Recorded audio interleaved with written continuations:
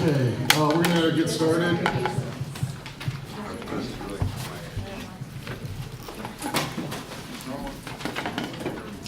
We're gonna do a quick roll call, and since we don't have a secretary, I'll be doing that. Alex? Here. Ms. Vicky? Andrew Sussman? Here. Craig Radow? Here. Eric Krevin? Here. Heidi McKay? Here. Keith Swallenberg? Here. Lisa Karajan? Here. Christopher Lynn? Here.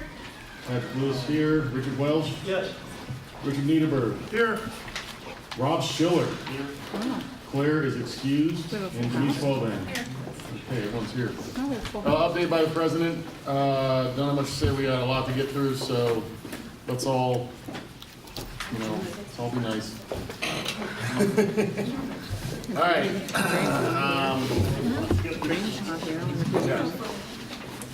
You hear that, Sussman? That was I mean, it specifically says for easily be Sussman. here, not Very represented, specific. right? Okay, public comments on non-agenda items within the board jurisdiction. Richard Adams. Get that time You going. got it. Get that time going. I'll make this very quick. Start talking. You're going to be hearing more about this in the future from me on social media and some other people and the public in general. Problem is, it's a done deal. At the end of the last legislature session, the people up in Sacramento who know best for us passed a bill called AB 1810, which was labeled as being strictly a fixing problems with certain health programs in the state of California. What they did at the last minute, though, is they slid in some language that if you were arrested for a serious crime, and if your lawyer can convince the judge that there was a mental issue that at least partially led to you committing the crime, they can put you into medical treatment for no more than 2 years that you substantially comply with, at which point in time you're declared fit, healthy, hale, and whole. The crime is dismissed, and the medical treatment you get, near as I can tell from reading the language in the law and the federal forms, does not trigger Section 11F of an ATF Form 4473, which is where you certify, when you're legally purchasing a firearm, that you have never had mental issues being committed, etc. So we will have a population full of criminals who got away with a crime and who are still, because they weren't convicted and did not go under the mental health care issues, legally able to buy firearms. Not that they can't buy them illegally. So if you thought Prop 47 was wonderful, wait until you see AB 18 and the results of it. And I will forward details to everybody on the board. Just let me say that the LA County Assistant District Attorneys are in flames. Thank you. Barry Johnson.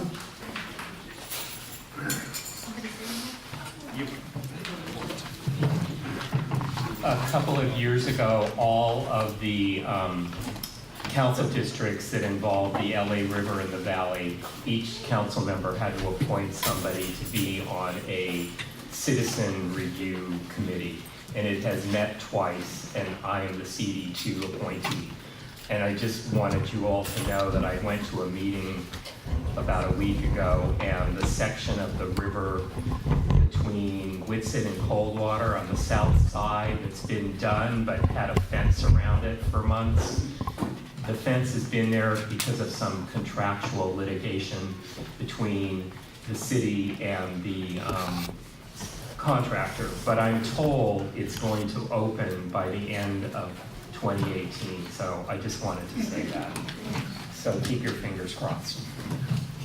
Thank you, Barry. Michael. Yeah, try that last name. I'm gonna give it a shot. Do it. What? Is there an I there? There's a couple of them. Piscatelli. Piscatelli. Is he really? Got it, huh? There you go. Well done. I'm impressed too. Okay, Michael Piscatelli. Listen, just a few seconds.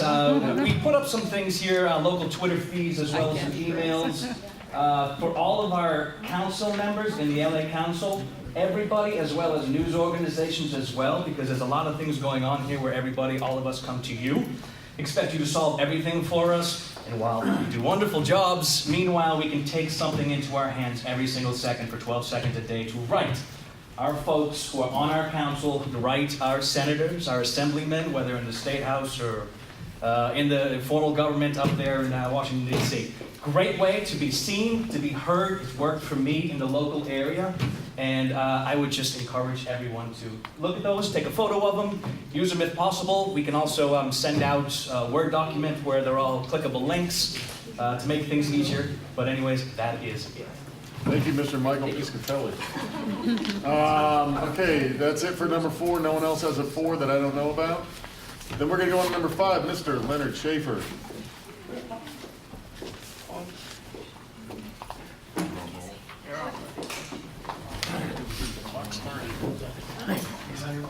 Which is he the oh, he's getting his stuff. Minute 20. Leonard. I'm kidding. No pins, okay. No pins for Studio City, I'm sorry. Why not? We have pens. Pins.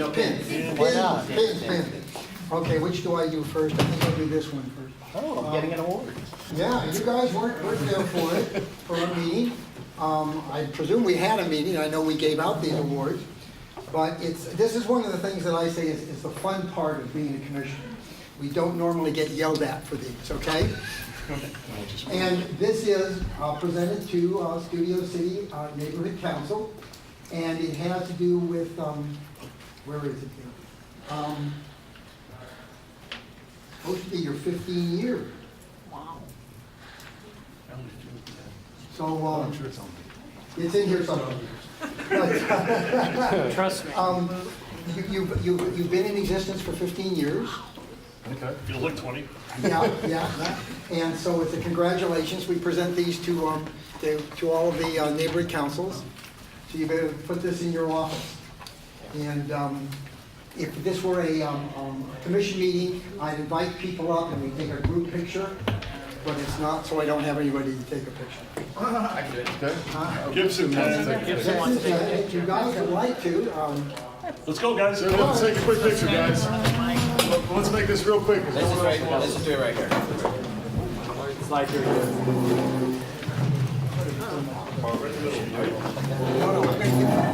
I'm going to give it to somebody else. Hello, the president. He's right here. Right here. Where? There you go. Hey.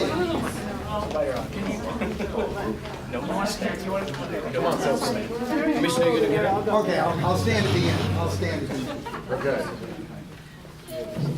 I just don't want the magnitude. Got it. He's an artist. Hold it higher so they look at it. Yeah. Or just put the mic on it. So we look better. Yeah, it's an angle thing. Nothing It is more. what it is, guys. One, 2, 3. 1, 2. One more. Another one. Shelley, don't mess this up. There we go. Just be good. Cool. Thank you.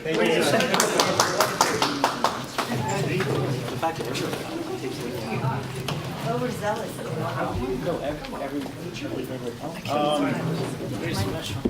By the way, it's really great to see you guys are still doing well. I'm sorry you don't have any group member. We have a lot of questions about what happened, dude. Okay. No, she's on a college trip right now, but we are in desperate need of a secretary. But we'll get to that. Oh, is she your secretary? She's no. Oh, We don't have okay. any. Yeah. But by the way, you know, we do give these awards out, and we think it's a great thing because of the fact that, you know, the first one started down in the harbor area. There was a race between Wilmington and one of the San Pedro ones, and they kind of got nice, and Wilmington got theirs in first. But we've been going all around the city with these awards, and we've got just about all the neighborhood councils that qualify for them. Some are 10 year, some are 1 year, so they don't get anything as yet, but we'll congratulate them. But it's really nice to be able to say, 15 years, that's great, keep it up. Let's see what happens over the next 15, okay? Thank you, Lynn. Thank you. Okay, now. Thank you very much. Yeah. Here's a nice one. This is from our Empower LA Awards that we gave out this year. And unfortunately, there was nobody from Studio City to accept this at City Hall. And this had to do with, what did you call it, your green? Green Living Fair. Green Living Fair. And you got an award for this. The commission voted that you were one of the awardees, an awardee for this area. This will go into your office also. That's good to Lisa. Yeah. And so it's the 2018 Empower LA Award for that particular activity. Okay? Thank you. Last but not least, I've got the mic. Next Monday, the 23rd. Did you guys get my e-blast? Yes. Okay. I was scolded today by some city attorneys. They didn't like some of the language that I used in coming up with what is a community interest stakeholder, so we've got to work that massage a little bit.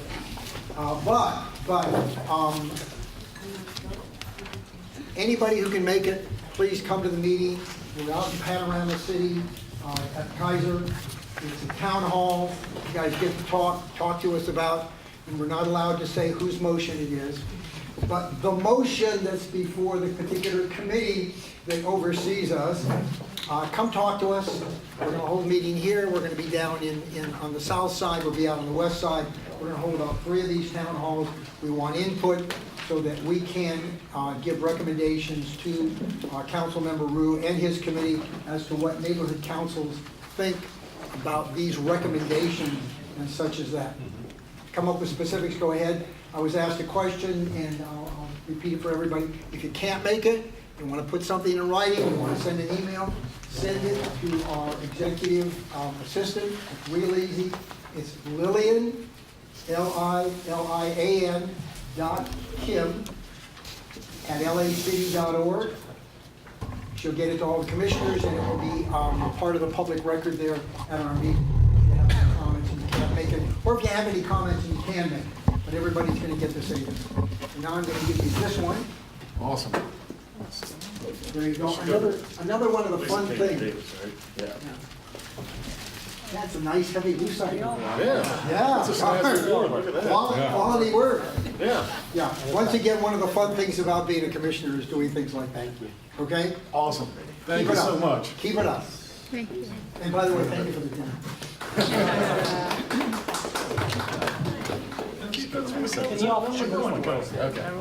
Okay, so I hate to say, okay, we're gonna move on. Senator Hertzberg is not going to be able to attend tonight.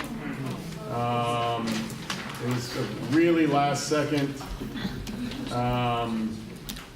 thing. I would love to read the email exchange out loud, but I won't. But man, I'm tempted to. Why not? Executive privilege. I was advised not to. His people are here trying to get everyone's signature for support. I mean, He had to travel today, apparently? Yes, he had to travel. And I mean, they were under the impression, even when they got here tonight, that he was still coming. That's how last second. Can you take the comments for people who signed up on that item? To talk to Hertzberg? Yeah, and then we can have Since it on the there's a record. representative here? Oh, I'm from the campaign, I'm not from the That's legislative fine. office. Yes. The word will get Put it to on the record and Okay. we can hear it. So we have Barry Johnson. yeah. I just would like to say that Senator Hertzberg and most of the other senators need to quit taking away local issues from us. They keep coming up with these state laws, these one solution for all things for the vastly different communities. And I wish they would stay out of our local business and let us do it where we can do it within our city, within our county. And a lot of the housing stuff and mandates that's coming from the Senate and being attempted by the Senate, not all of it passes, is stuff that we ought to be able to decide on the local level. And also, Senator Hertzberg is not a friend of Proposition 13 for those people who are living by the skin of their teeth on their property tax bill and trying to stay in their home. He's not a friend. So, you know, Senator Hertzberg, you need to listen to us. That's all I have to say. Thank you. Richard Adams? I'd like to reiterate everything Barry said with an emphasis on hell no. And secondly, I'd like to know where on earth Senator Bogg thought it was a good idea to vote in favor of AB 1810 and approve the get out of prison free thing for criminals without any penalties whatsoever. Thank you. Okay, does anyone else have a comment on number 6 I don't have a card for? No, right? Okay, where did she go? Is he coming? He is, he's actually just like parking. So. Okay, the assembly member is going to be here momentarily. So I think we should probably just we should move along, but the next thing on the agenda is the election of the new officers, which might take a while. I think we should hold the election of the new members. Here, we're just gonna move on to, I hear you, Craig. We're gonna move on to number 10 then and just get the treasurer's report out of the way. Mr. Richard Welch, Cut me off guard. you got it. All right, so Yeah, thank really you. all we're gonna talk about is the MER, and I hope that anybody, yes. The piece of business really is the MER, so everybody was emailed the MER by Rob. If there are any questions about it, or we could go directly to a vote to approve. Does anyone have anything to say on it? Any public comments on it? Let's go to a vote. Okay, we'll call the vote. We have to do a roll call because it's money. Right. Any So- chance with my payment for the officer barbecue? Not this one. We're We're working working on that, We're but gonna it's have to not on take it out this. of this next year's budget, but we'll get you. We'll figure it out. Why don't we not talk about it right now? All right. So a yes vote is to approve the MER. Alex Isbicki, Yes. Andrew Sussman, Yes. Craig Radow. Yes. Eric Previn. Yeah, I have a quick question. Yes. I'm sorry, I know you're in a rush, but I didn't get a chance to look at the MER. Were there any unusual expenses in there this month, or was it Was it just the emailed? usual? It was emailed, it was. Yeah, I know, but I didn't. 54 pages, so mostly pertaining to The festival? event in the park, with a lot of the bulk of the paperwork. Was there a final tally for the cost of the event? That's what the MER, But roughly. that's what the MER Yeah. does. I I'll can't look tell you at off the top of my head what it is. Eric, do you abstain? Yeah, I abstained because I got to look at it. Heidi? Yes? Keith Swallenberg? Oh, yes, sorry, right. Who wants to read? Okay, the motion is the Board of the Studio City Neighborhood Council has reviewed the monthly expenditure report for June 2018 and hereby accepts and approves it. That's what we're voting on. Lisa? Yes. Patrice? Yes. Patrick, yes. Richard Welch? Yes. Richard Niederberg? Yeah. Rob Schiller? Yes. Claire's not here. Denise Wellman? Yes. Okay. Motion. Motion passes. Is he, He's parking in the lot and they're making him walk around because there's nobody outside. really? I didn't see it, but I'll go look again. Okay. There's a bunch of young people There's a bunch of what? in the audience here before. I was like, this is the most popular meeting I've ever been to. Oh, yeah, but they're filming or something here. Okay. You know what, then let's just move on to number 12. We're gonna do things that can go fast. Transportation. Barry, do you wanna come up and do a transportation report? I'll just pass in the I can do, terms of time. What can you do? sorry, I can interrupt and be obnoxious. I can do a quick outreach, because that literally Let's will do be like. outreach. We're gonna move on to number 15 and knock outreach out real quick. Okay, so yeah, we had our first meeting as the new chairs, so we basically just got organized with our new committee members. We discussed the possibility of having an event coming up for the holiday, but instead of on the holidays, probably more harvest, like in November, so we're gonna discuss that. November, yeah. Harvest, maybe pumpkin carving contest. We're gonna be working with Beaman Park, possibly, yeah. So discussing. Food drive. A food drive, we're just discussing all different things we can do. Toy drive with the police, although you'll probably be doing that, Craig, right? We'll work together. That Diamond Oak, they did it in conjunction Oh, okay, to the Winterfest. okay. Well, anyway, just different discussions about different events that we're having, and that's it for now. That's pretty much it. We're also thinking of maybe, Tarzana has, on their committee, they have a rescue group for dogs and cats of animals that need homes in Studio City. So we'll present that to you guys next month, see what everybody thinks. Okay, as we're still waiting for the assembly member, can I point out real quick, anyone here for number 8, the election of the new board officers, can you make sure you fill out a card and just drop it up here, just so I know? Sorry. Just there's cards over there, if you can just fill one out, just so I make sure not to miss anybody.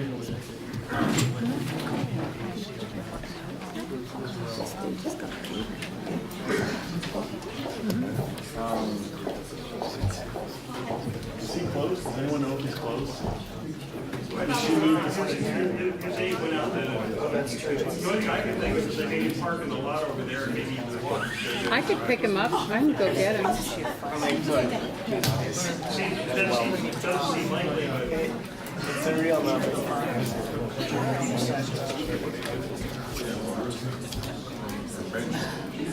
There's that side of the house. There's that side of the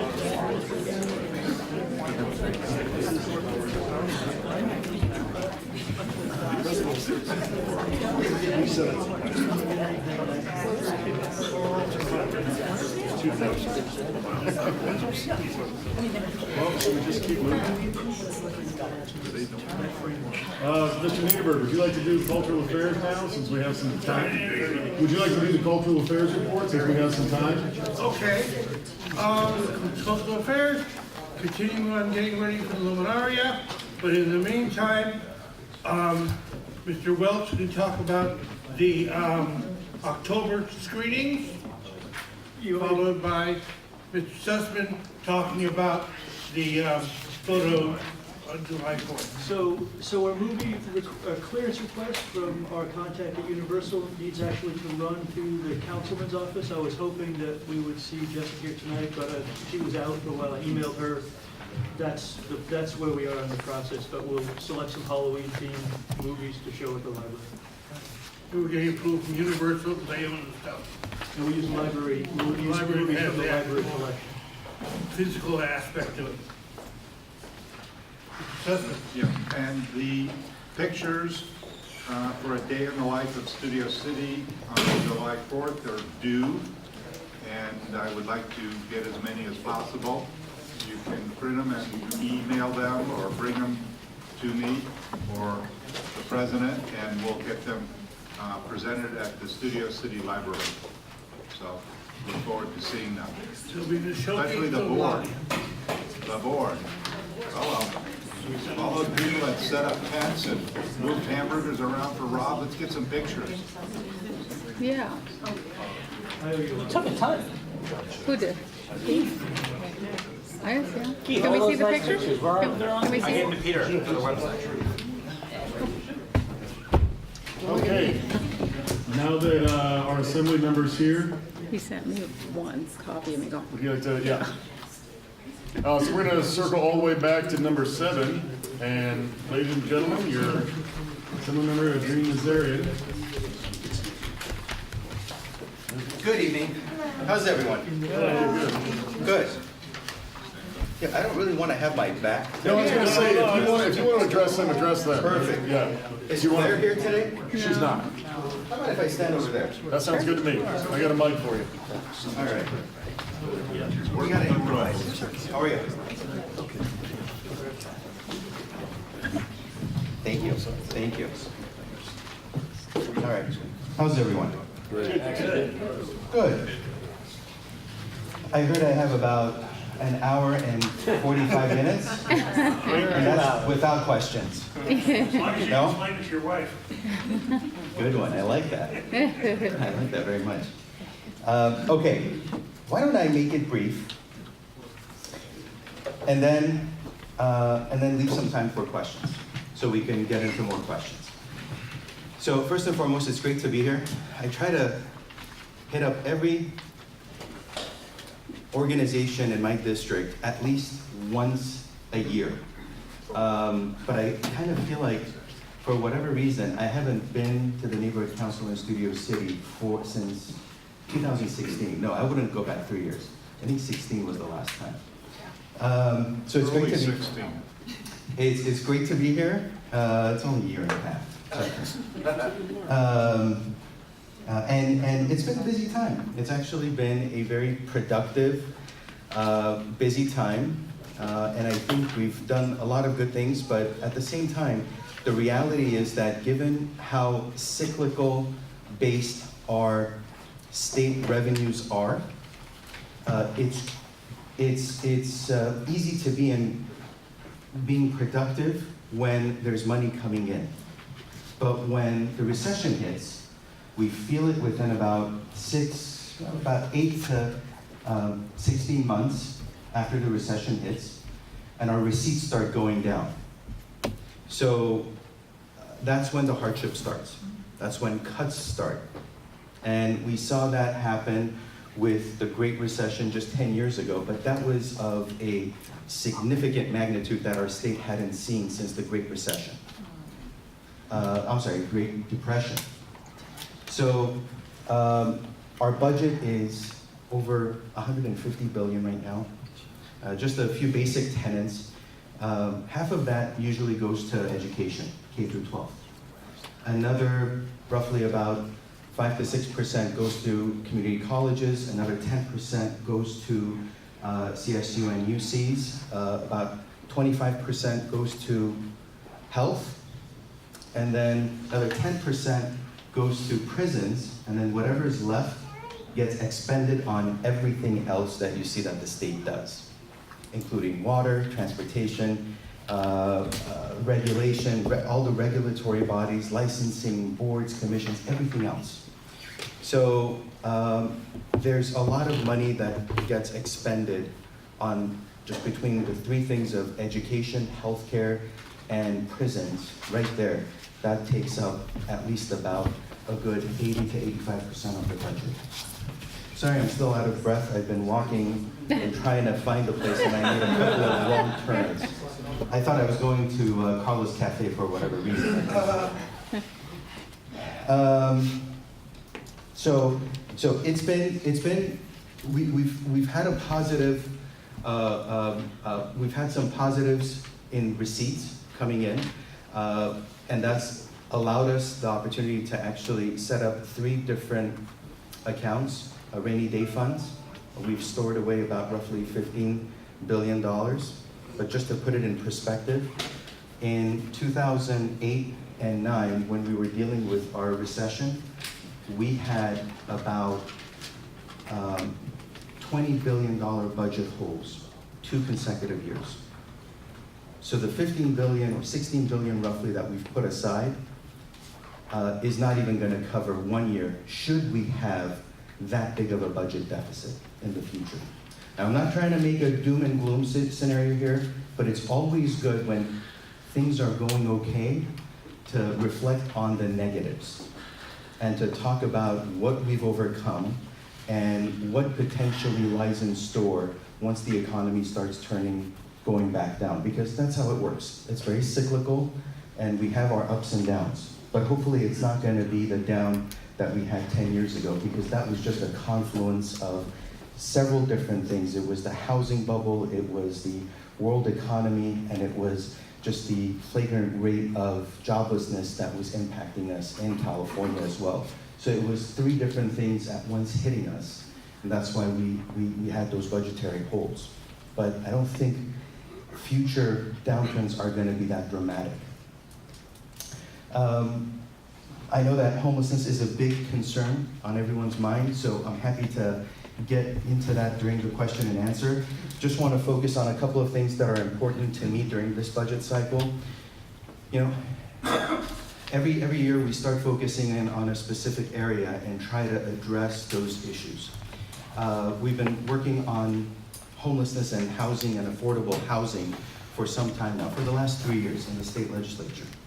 And it's difficult to address something that has been in the works for well over 4 decades. Shortage of housing is nothing new. Homelessness is nothing new. And one thing that is somewhat new and has been developing over the course of the last 40 years, 50 years, is the decline in housing. The not building of enough units, which is artificially pushing up the equilibrium of the prices. That's a man-made problem. And that's both on government as well as constituency. So I'm happy to get into that later on. But you know, as we're looking at all of these issues, one of the things that we're not really addressing is the future of housing should there be a natural disaster that impacts us, especially in urban settings. We're seeing what the wildfires are doing to all of our rural and suburban communities throughout California. But one thing we haven't been really focusing on as much as we talk about it, and as much as the papers write about it, is the impending earthquake that's a matter of when, not if, but when. We know we live in a very seismically active region in California. California itself has many fault lines. We have upwards of almost 300 fault lines, active fault lines throughout California. And right here on the coast, we have the per capita highest number of seismic faults all throughout the coast of California. So if anywhere is going to be impacted, ironically, it's going to be the most urbanized, dense areas. And once that happens, if we think we have homeless or affordability issues, housing issues, or individuals who are not finding appropriate housing or accommodation for housing, it's only going to get worse. Arizona State has been conducting, I don't know if any one of you read the LA Times article. Wasn't that scary? Especially when you watch the actual, oh, sure. the films. Oh, sure, of course. And New York Times, by the way, has even better ones. Arizona State has been conducting drills, preparing themselves to take on potentially 400,000 California refugees in the future when an earthquake does happen. So this is what we're dealing with. These are the realities and challenges that we're dealing with. So I have 3 bills right now addressing various parts of trying to get ourselves ready for a natural disaster, earthquake-related natural disaster. AB 1857 has to do with making sure that we strengthen our current building codes. Our building codes were, in this late 70s, established to protect life, but not necessarily to protect buildings. But as we've grown, as Los Angeles has grown, San Francisco has grown, a lot of different urban areas, heavily dense urban areas have grown, we've seen that we need to have functional recovery in our buildings. So our commercial and business arenas don't falter when there's a major earthquake, as we saw in '94, when certain buildings were shut down, students were displaced, and businesses were displaced. We can't afford to make that happen.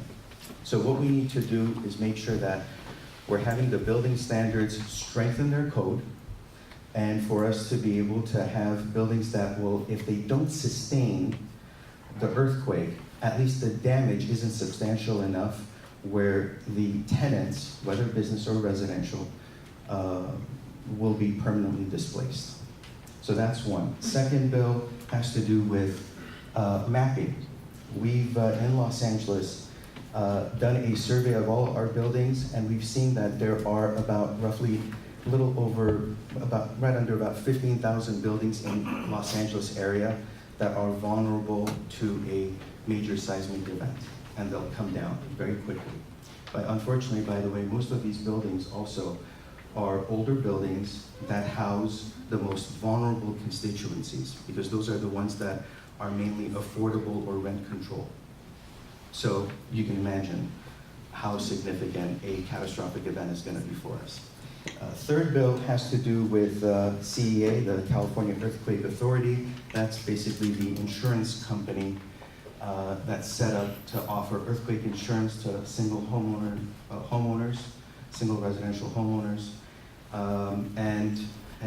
What we're trying to do is figure out a dollar amount that would give you a little bit of context. What's been going on is, as housing prices have been going up, more people are buying earthquake insurance because their equity in their homes are going up.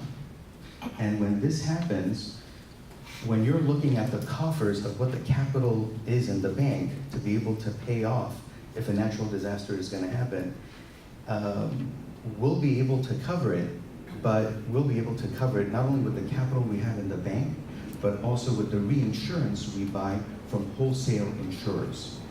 Now, that wholesale insurers that we purchase, right now we're paying about $300 million a year to purchase an additional $6 billion, $7 billion of insurance. If over time we have the success that we've had in individuals purchasing individual home insurance, we're going to be paying upwards of about $500 to $700 million a year and that's going to start cutting into our capital that we reserve, because the premiums that we receive as a state are not going to cover the reinsurance purchases. And that's a matter of about 5 years from now. So in order to address the trajectory of the cost increases that are going up, we're going to need to look at somehow looking at earthquake insurance changes. So that's another bill that I'm working on, and the resolution is still being worked out. So why don't I stop there? Housing-related issues, unfortunately, are never really sexy, but they're the topic that we need to address and we need to tackle. So let's get into questions. Let's start with let's start out there and then the board might have. Sure. So, Barry? So, hi, Adrien, how are you? I'm well, thank you. How are you? Good, good, good. Hey, I've talked to your office twice now about the earthquake retrofit assistance program. Mm-hmm. All this is that the individual one, the grant? Yeah. All the zip codes around my zip code have been included but mine. And we're right on the river, 91602. Really? Yeah. Okay. I last talked to your deputy director. He was great. Your guys are great. Your staff. Thank you. Unfortunately, he's gone. I don't know what further. He contacted them and asked them why we weren't included, and they have some sort of formulas and maps that they use. However, I was concerned that my neighborhood and my area wasn't included. We're right on the river. Yeah. Follow the rivers, 91602. So my question is, and this sounds like a really selfish request, if you could ask, I don't know if you're some legislative deputies or who, please contact the authority to consider including my zip code. I mean, we have zip codes 91607 in it, 91601, everything surrounding 91602, but not 91602 itself, which is right on the river. So it sounds really selfish and silly. No, it's not. It's really not, and I have the answer for you. And I'm assuming everyone can hear me. I don't need a microphone, right? I can project. So there's two things that these decisions are made on. The $3,000 grant, by the way, that's the Brace and Bolt program, and if you haven't heard about it, please go check it out, braceandbolt.com. Earthquake brace. It's a that'll work too. If you do the search, it'll give you the same result. That program was set up by the California Earthquake Authority to offer $3,000 grants to individual homeowners whose house was built prior to, I think, either early 1970s or late 1960s. And the foundation of the house is not slab-based, but it's raised foundation and can potentially have some hazardous issues when there's a jolt big enough from an earthquake that'll destabilize the house. So all it really costs is somewhere between $3,000 to $5,000 to brace and bolt your homes to the foundation, and you will overcome $300,000 to $400,000 of costs in the future. So it's a great program. In fact, Barry has actually taken advantage of it. And I have. You do have to pay federal income tax on that $3,000 grant. Okay. It's like Okay. It becomes part of your income. It is income, so but it's not free money. Yeah. Do you start with the grant request, or do you do the work first and then get the grant? You apply for the grant because it's done on a lottery basis. Yeah. Okay. You gotta get picked. You qualify first, and then you get picked. You're in the queue for the lottery. Then once you're selected in the lottery, then you receive the grant, but you need to then do the work, complete it, and submit it to receive the grant. Let me finish the question, and then I'll get to you. Thank you. So what happened was there wasn't enough money to go around. And what CEA started doing was basing it on two factors. The level of seismicity that your house is situated in, and two, how old your house is. So they'll look neighborhood by neighborhood in this state and figure out how old the buildings usually tend to be in a certain area and how much seismic activity there is. And based on those two factors, they come up with a formula and say that these zip codes should be next in line. So prior to my being in office, actually most of the district was not at all represented, and any of the zip codes were represented. Since I've taken a great interest, I think there's been an interest to also make sure that my areas get covered. So I think 2 zip codes in Studio City have gotten covered so far because Barry, and I think John Walker just recently told me that and Patty were able to take advantage of this. John's on a slab, so I doubt it. He told me he just took advantage of it. Maybe it was for one of his other homes. I don't know. But so it's a matter of time until on an annual basis it's reviewed and more zip codes are added based on where the zip codes are on the list of how active of an area they're in. So be patient a little bit longer. Of course. I hope that answers the question. You know what? The gentleman in the back had his hand up. How many tents does the National Guard have in storage? And how long will it take before the National Guard, which will be called into emergency services, how long will it take before they start serving on the soup lines?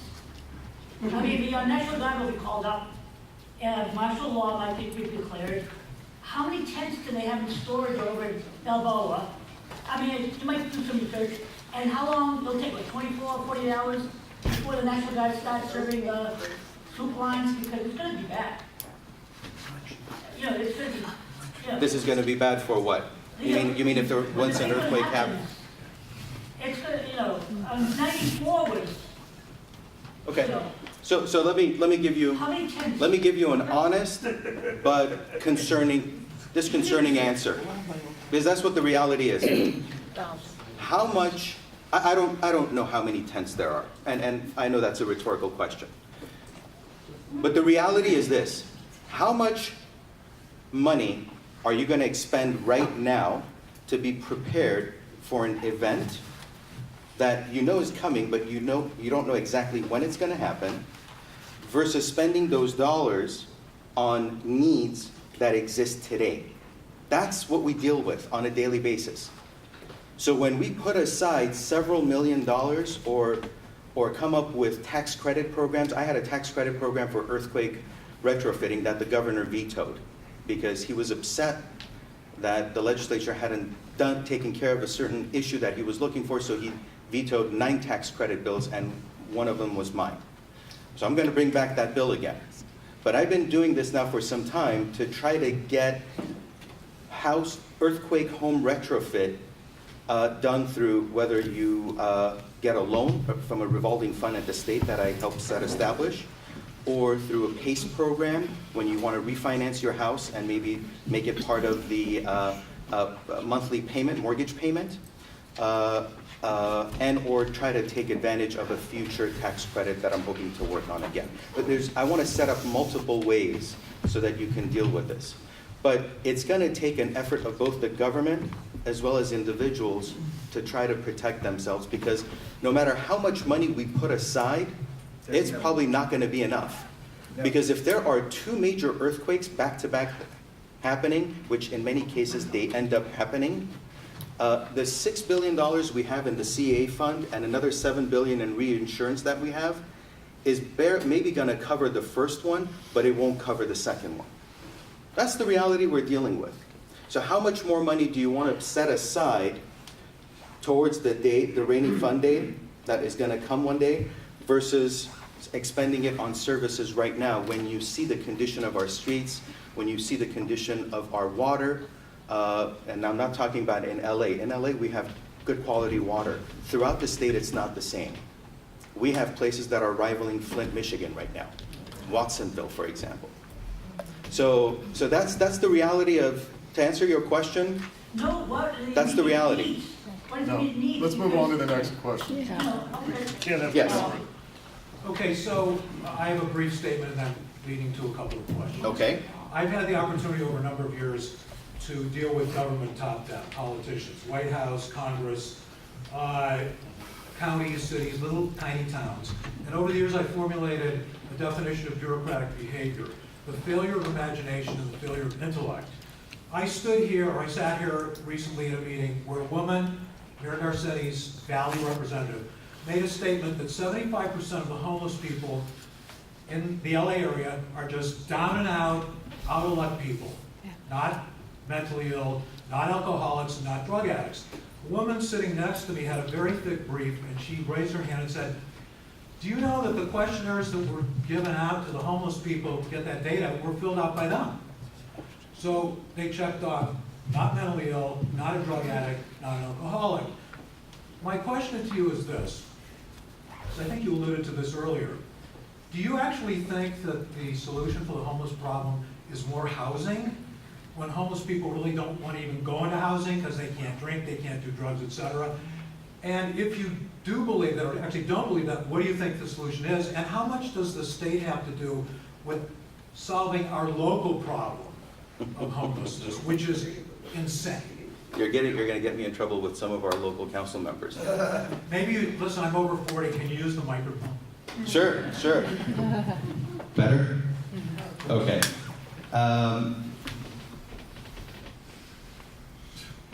First of all, let me try to just say it this way, without disrespecting the staffer. I don't know who the staffer was that spoke in front of you. But part of the challenge with term limits is that it's created an arena where individuals come into office and have to process information, drinking it from a fire hose, and then be able to intelligently give you a response back. I know this because I was a young staffer at a time working for a congressman, and at 23 I had to get up and give answers to things that I had no idea what the context was. That's the job I wanted, so I learned. But I'm just saying that so that some people might get the information wrong. It's really best to ask as many people as possible so that you get to the right answer. I think we all know that homelessness has many different causes. And I think the reality of it is that for the most part, homelessness was just in downtown Los Angeles, or it was excluded in specific places that we didn't deal with and we didn't see. And so long as it was out of sight, it was out of mind. I'm just telling you facts about human nature. That's all this is. And so we didn't deal with these issues for a long time. And whatever we were dealing with was not enough. It was a drop in the bucket.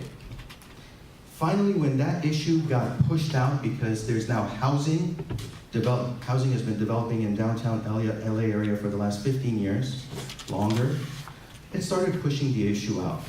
With the culmination of the 2008 recession, we saw a lot of folks get displaced. These are all, by the way, different, they contribute to the different pockets of homelessness. The folks who lost their homes or their residence in the 2008 downturn were individuals who were one paycheck away and unfortunately got hit, and they've been living out of their vehicles until they got back into housing again. And they would live in their vehicles close to, within their neighborhoods, so that they would be close to the schools that they were in so that their kids could continue and there wouldn't be a disruption in their kids' lives. So there's a lot of different factors to look at when you're looking at different segments and pockets of homelessness. Some of the more severe cases of homelessness that have to do with post-traumatic stress disorder by veterans or drug abuse and or mental disorders, these have been things that have been going on for a very long time. And in some cases, for some individuals, they have a multiple of all three. So one issue feeds on the other. To answer your question directly, the state has been trying to take both legislative and budgetary steps to try to help the counties and cities. This has been primarily something that the county has been dealing with.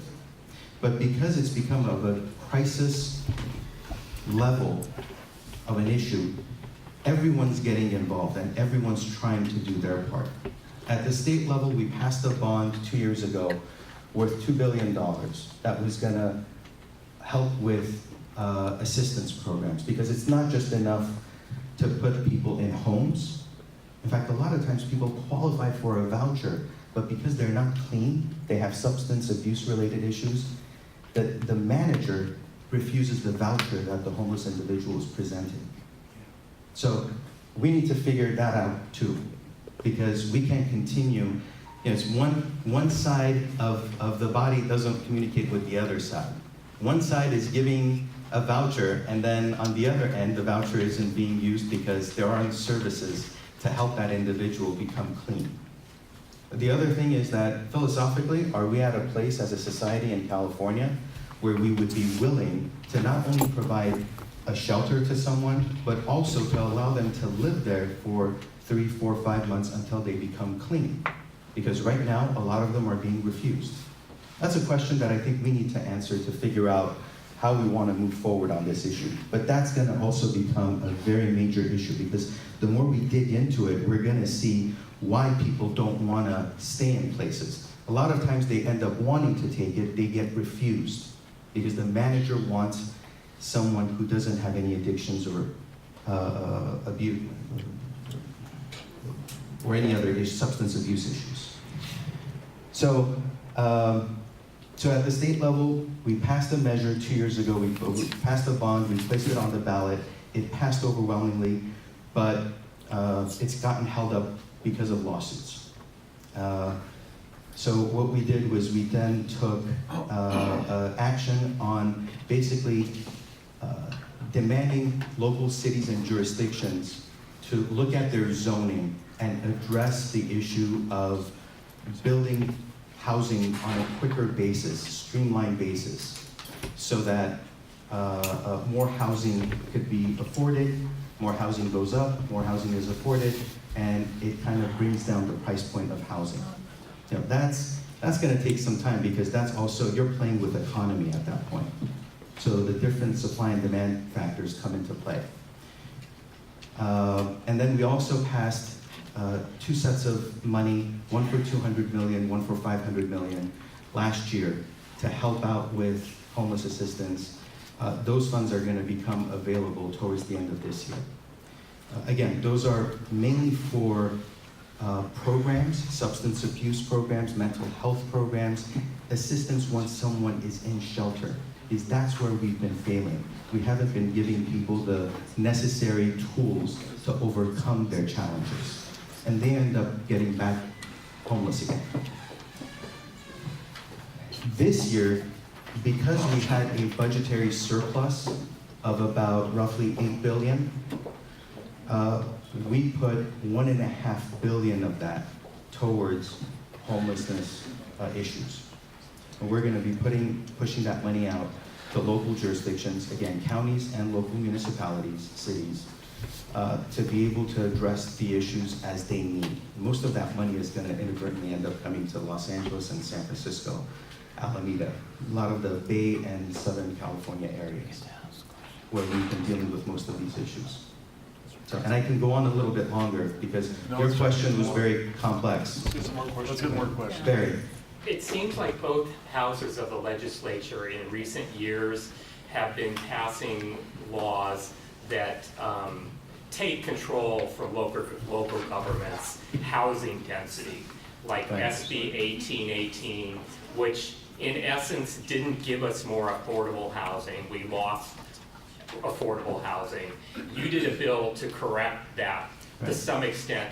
But I guess what I'm saying is, it just seems like housing density ought to be controlled by local cities and not a state government trying to put its foot down. I agree.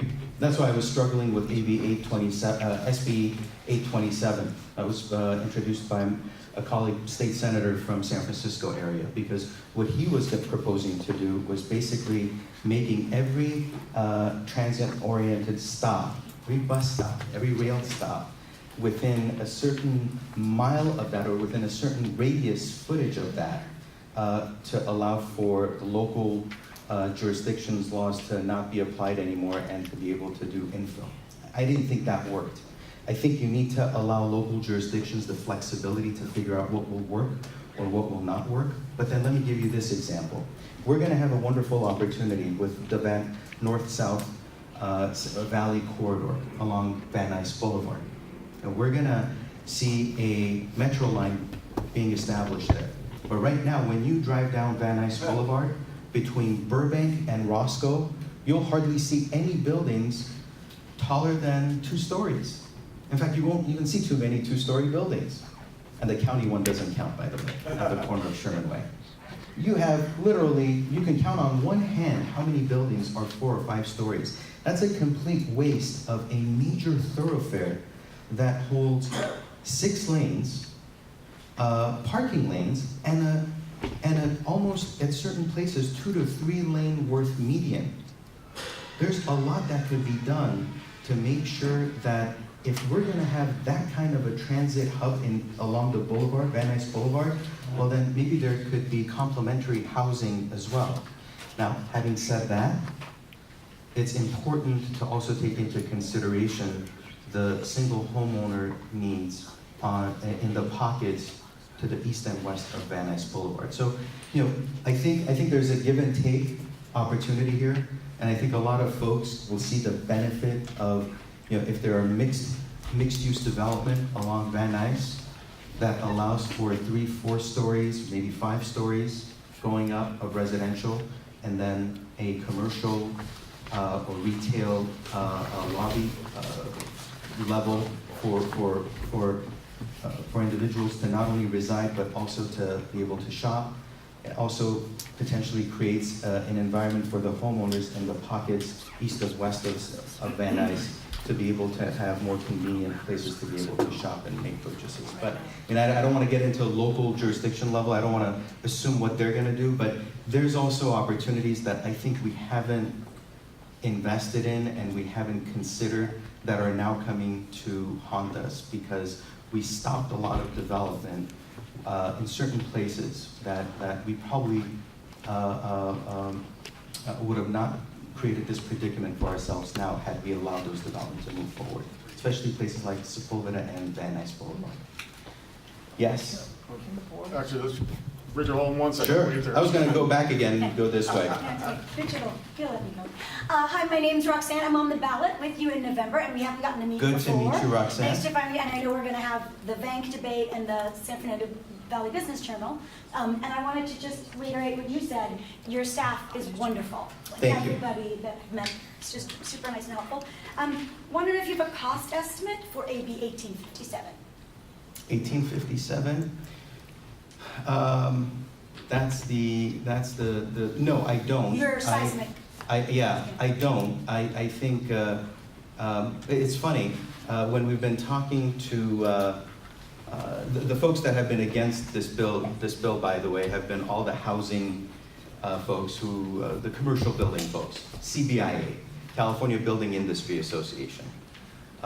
These are the folks who build, maybe for short-term own these major buildings, and they don't want to see their cost going up because what's been estimated, and it's estimate, is that the seismic improvements or the strengthening of the grade will only contribute to about 1 to 2% cost increase at construction time. I would, now this is just me, it's just my humble opinion, I would absorb that cost any day when I know in the long term I'm going to stand to benefit to not pay higher insurance when an earthquake happens and post-recovery the insurance rates go up, or to have my tenants not be able to be housed and have to look elsewhere to go. And for me to not know what to do with the building at some point, because even after FEMA steps in, the state steps in, and every support you get, you're still not going to be able to recover at some point. And a lot of folks end up going under at that point. So I think 1 to 2% increase is extremely reasonable.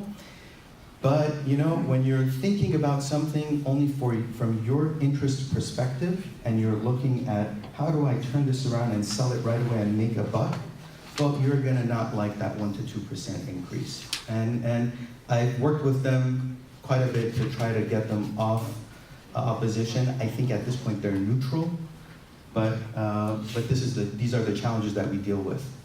Thank you. Any other questions? Let's grab her right in front row. Hi, Susan Woodnick. Hi. I became a renter after the Northridge quake. I live in Studio City, obviously. I'm not at market rents. My rent gets raised every 6 months. I'm also a mortgage loan officer, and I can tell you that I pay more in rent in Studio City than I'm putting on loans on, you know, properties. So my question to you is, and I think this was shot down in the assembly, what are they gonna do about rent control? I mean, it's out of control. Nobody can live here and rent. I hear you. I have family members who are impacted by this as well, so it's not something I'm deaf to. But now if we can have a conversation about this and not get stuck on specific words, we can and understand each other. Right now, there's a ballot measure in November. I thought they already shot something down in the assembly. Yes, there was. Okay. There was. So In fact, that bill was something similar to what the proposition is, Okay. which is basically to get rid of Costa-Hawkins. Costa-Hawkins was a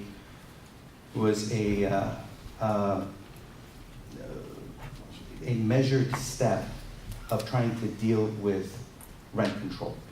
The rent control, as we know it in LA, is under the terms of Costa-Hawkins. It allows for units that are vacated to then go up to market rate. Right? Real rent control is like what Santa Monica has, which is, doesn't matter whether it's vacated or not, it stays only at 3% increase, and then depending on utilities, up to 5%. So there are individuals who are still paying, who have not even caught up with the 80s yet, 80s market rate, okay? I'm only saying that because I just want to give the perspective of what's going on. Now, I think the rent is outrageous as well. But I think that's a function of, when I was talking about how sometimes NIMBYism has its effect and takes its toll, well, this is where it's been impacting us. When we move into a neighborhood and we don't want to see more housing developed, it is going to artificially increase the cost of that area. And you're going to feel it through your rent. That's what happened. That's the reality of how things work. I didn't make this up. No one here made that up. That's the way it works. Because the demand is, just to put things into perspective of numbers, we were developing 210,000 units 20 years ago in California. 210,000 housing units 20 years ago. We now develop 80,000 units. What has happened in that time? Population has gone up. Demand has gone up. So what does that do? That just artificially pushes the prices per unit up. That's all it's done. So that's why I'm saying, between the combination of elected officials and communities that constantly say no, we're seeing the prices go up. So that's why it's going to be something that we all need to very seriously look at how we want to fix. What are we willing to deal with? Having said that, here are my concerns with this ballot proposition. As much as I want to see housing prices be stabilized, what I'm already seeing is individuals who own homes, own apartment buildings, are already starting to get rid of their tenants. The bad thing is already happening right now.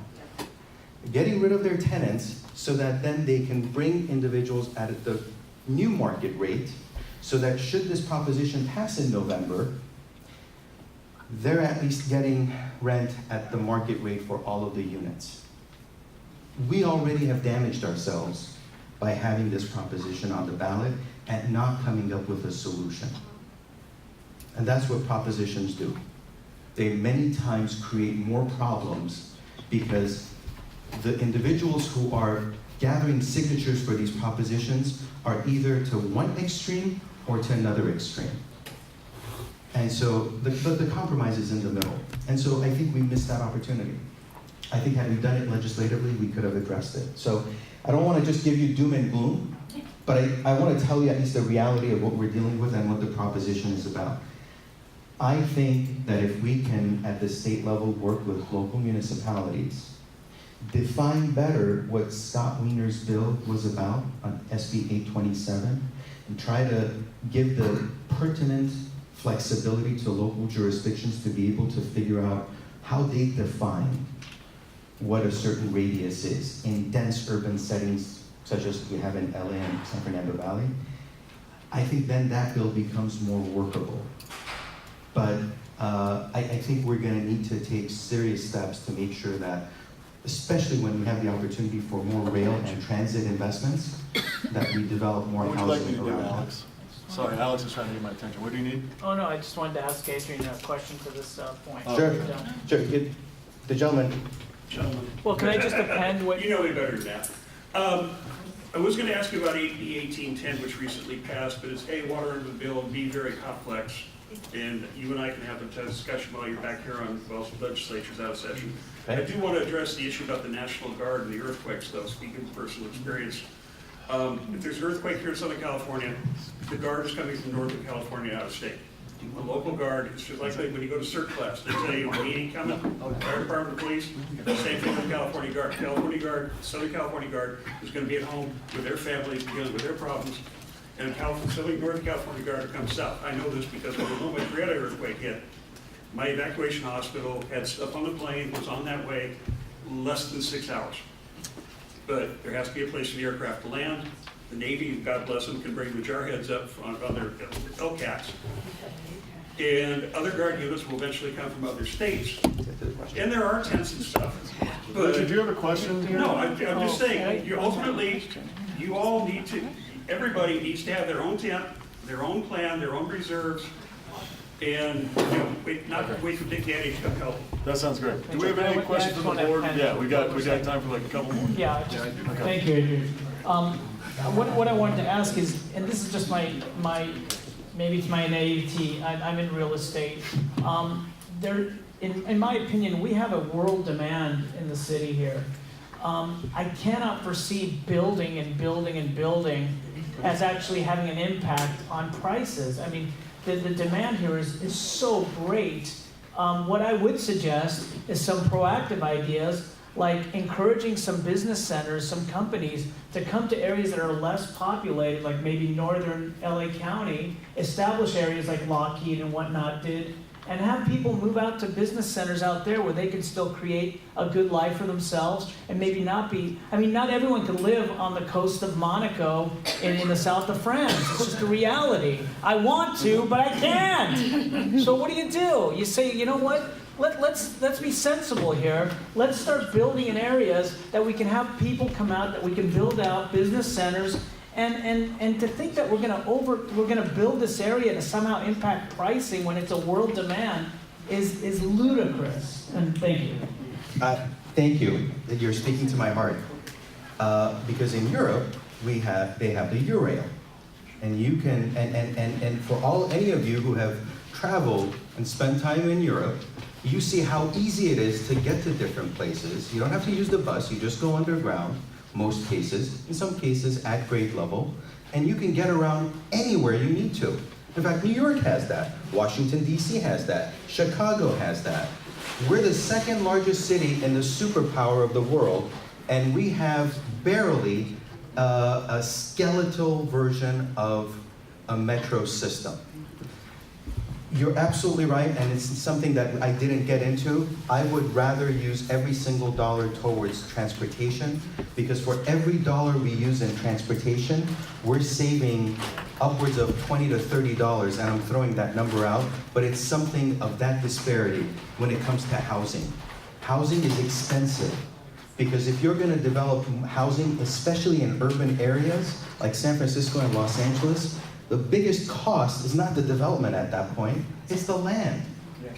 So you're sucking up all this money into real estate and then spending more money on materials, and that depends on where the economy is. If the economy is booming, or the development is taking place, well, your materials costs go up as well. So per unit cost, you're paying upwards of $500,000 now, whereas you should have been paying much less for affordable housing, so that the cost is recovered over time. And math doesn't really work that way, but that's how you look at it. So I would rather that's why I've been pushing so much on transportation, because I think if we have a transportation mechanism that you don't need to rely on a vehicle to even get from your house to the first stop, where from there then you can traverse anywhere in the greater LA area. You will not, first of all, we'll be helping with climate change much more significantly because we won't be purchasing as many cars as we need to. We won't be frustrated, and it won't have an impact on our quality of life because we're spending 2-3 hours a day in our vehicles.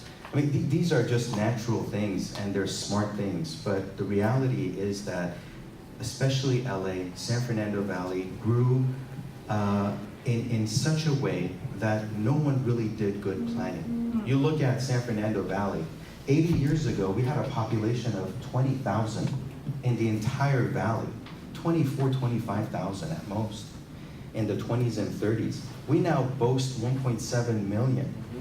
In 80 years, for something to grow that quickly, and for the infrastructure to not grow that quickly, the schools, the utility lines, water pipes. I mean, we've had how many water pipes burst right here in Studio City and create sinkholes because we're still using the technology of 110, 20 years ago.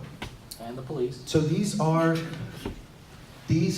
well, yes, we'll need more police and public safety. But these are all things that are going to be considered. So I don't just say, I'm pointing out, when I say more housing yields lower cost, I'm just telling you how the economics works. And that's how we need to make it work. And I think we've missed some opportunities. Yeah, LA, you're not gonna lower prices, I'm But sorry. if we had better transportation systems in place, we probably would have not have some of the challenges that we have now. Because, you know, right now, if you're up at 5 o'clock in the morning and you look at the rush of white lights on the 5 freeway coming in starting at 3:30, 4:30 in the morning, you'll realize to what extent people can't afford living in LA. Yeah. And they need to come down to LA, work here, and then travel back an hour and a half, 2 hours back to where they live in the northern county or further north of LA County, Bakersfield, as far as even Tulare at some points. I mean, people travel for quite a distance to get to Los Angeles on a daily basis. Okay, we've got 2 more. Rob and Andrew, and then we're gonna move on. Why is the state allowed to keep a surplus of tax money? Where is that, is there actually a bucket in the budget that allows for a surplus to be held instead of returned to the taxpayer? Or like, how long has that been held aside? First of all, we're not like Alaska, where in most cases, individuals there's so much oil in Alaska that residents, I think for the last 19 years or 18 years, have been getting money back. So it's... Still gas taxes, things like that. I mean, there can be things that are not asking for a check from the state, but if we can reduce taxes... Our revenue generation is very cyclical. So it has to do with capital gains. The more capital gains, I understand the more that. money that My comes question in. simply is the state allowed to keep a surplus of tax dollars until it feels like it needs to spend it when it may be necessary? Is that a legal budgetary bucket? Yes, it is. Okay. And now it can come into contention, and you can argue local jurisdictions require only 3%. There isn't such a requirement at the state level. And sometimes that's where you'll see a lot of fights take place between employee unions and administrators because local teacher, school administrators will have 10% reserve, and the union is saying, we only need 3%, give us pay raises with the rest of the 7%. Right, so we haven't luckily have had to deal with those issues, but there are contracts that come up, and you can imagine how many contracts there are at the state level. So there's constantly some kind of a battle over a contract with employee unions taking shape in one place or another. So, Andrew? Yeah, Avian, I want to start with your comments on the housing. I could not agree more. There's motions out there and plans about, increasing the density along transportation hubs and things like that. And all the comments you made about, people going for many, many miles every day to come here just is counterproductive. And, the idea that, less housing is going to solve a problem is not. I mean, you need to have more housing and market rates and so forth like that, and it's been as you noted, underdeveloped for many, many, many years. And also, if you read from many economists, from the Association of Planners and the AIA, they all endorse and state what you're saying. It's all been documented pretty well. As a side note, I'm an architect. I've been doing it for over 40 years, so I know what I'm talking about here. Also, you mentioned, and I don't know if it was in reference to this new law about the seismic, but after the Northridge earthquake, the UBC, Uniform Building Code, and especially Los Angeles Building Code, was dramatically changed. Dramatically. The biggest changes in 70 years. And it was mostly addressed for the seismic codes. Right. I can give you the whole tutorial on that. You know it better than I do. Yeah. But it's really significant. These other changes, I'm not sure what they are. But homes now are significantly safer. And it happens on so many different levels, from the factors of safety, from the soils, from the way they approach the engineering on seismic. For example, it's a small little note, the Northridge earthquake taught the engineers that earthquakes move not only laterally, but vertically. So thus the hold downs. So this has all been put into place. Also, for example, to do a project now, two things. When I first started, I could do a house with 4 to 6 sheets of drawings. Now they're close to 30 sheets of drawings. And now a project takes as long to get approval as it does to build. And that's exactly what you're addressing in terms of time and money.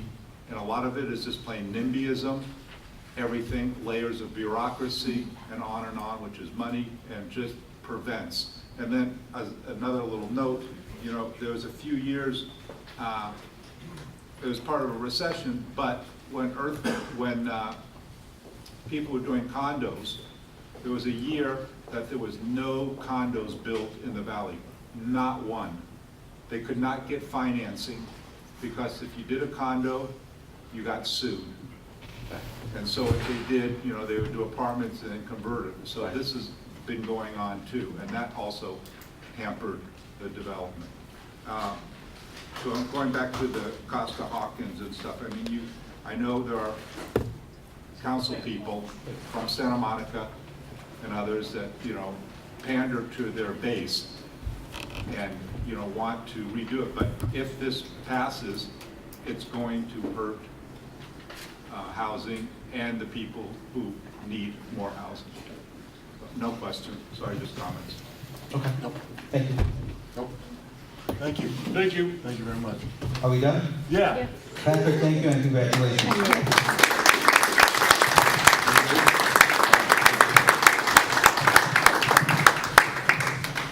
Okay, we're going to be moving on to the open board seats. I'm just going to read out names real quick and just let me make sure that I have your right thing, what seat you're for. Chris Sellers, business. Matthew Spalding, business. Sorry if I pronounced this wrong. Brigadier Stewart? Renter? Okay. Janine? Yes. Business, okay. And then Richard Adams, business. Okay, so we're gonna let the business people come up first. And you know, we're just gonna come up, yes. Did you also have mine? Are you business or are you renter? For resident. For renter, right? We'll get to renters next. Am I missing any business? Yeah. I got the renters, you're gonna be up next. We're gonna do business first, we can get that out of the way. They're gonna come up, you know, just kind of give us your overview for 2 minutes. We're gonna have a minute to ask you guys some questions. Huh? Okay. Yeah, board members should probably be in for this, guys. Yep. Hello. Richard, let's go ahead. Let's Chris Sellers. Richard. Let's get you approved. Hold on, let's wait for our... There's a just for a 5-minute break. No, because it's not a break between the- There's an additional open seat, I'll run for that.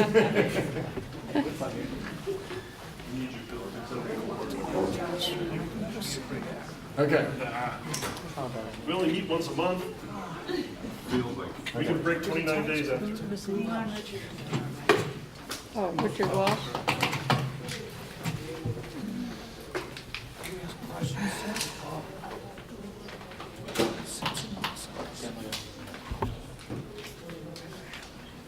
You must be the next.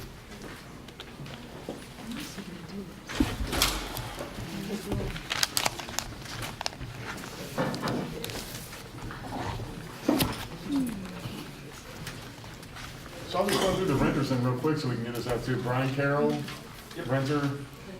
Susan Woodnick, renter. Hillary Smotherman, renter.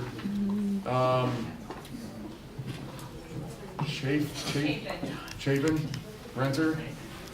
And Rudy, are you running for renter? Or No, I you just wanna- wanted to give public comment on agenda item number 8. That's what we're on. Do you want to come up and say it now, or? Sure, thank you. Okay. Good afternoon, good evening, everyone. I'll just make this brief. Can Okay. everybody hear me?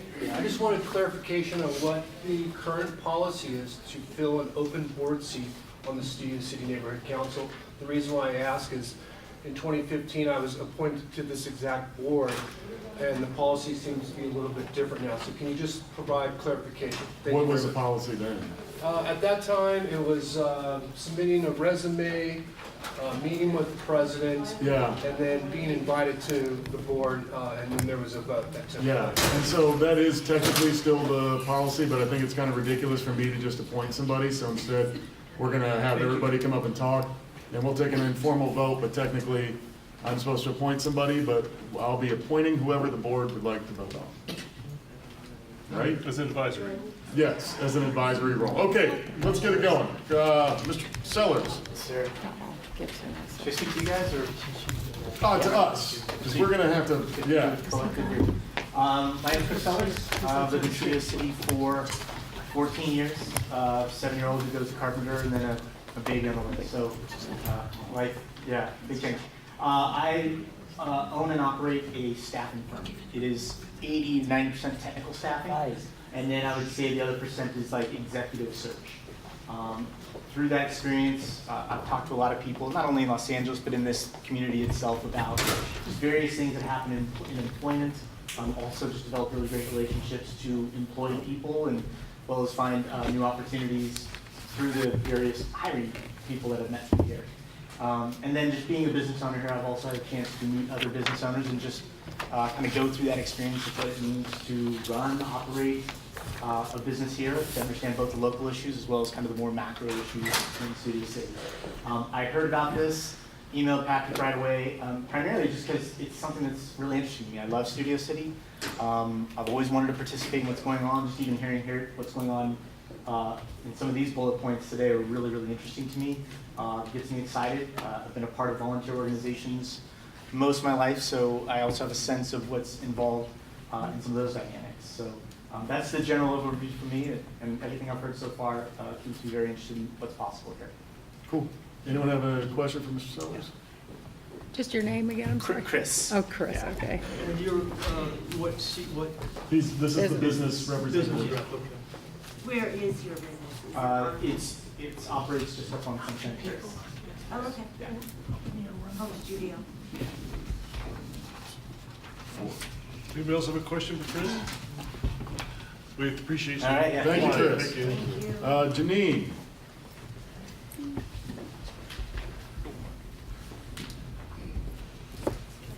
Sure. Yeah, go for Hi, it. board. Hello.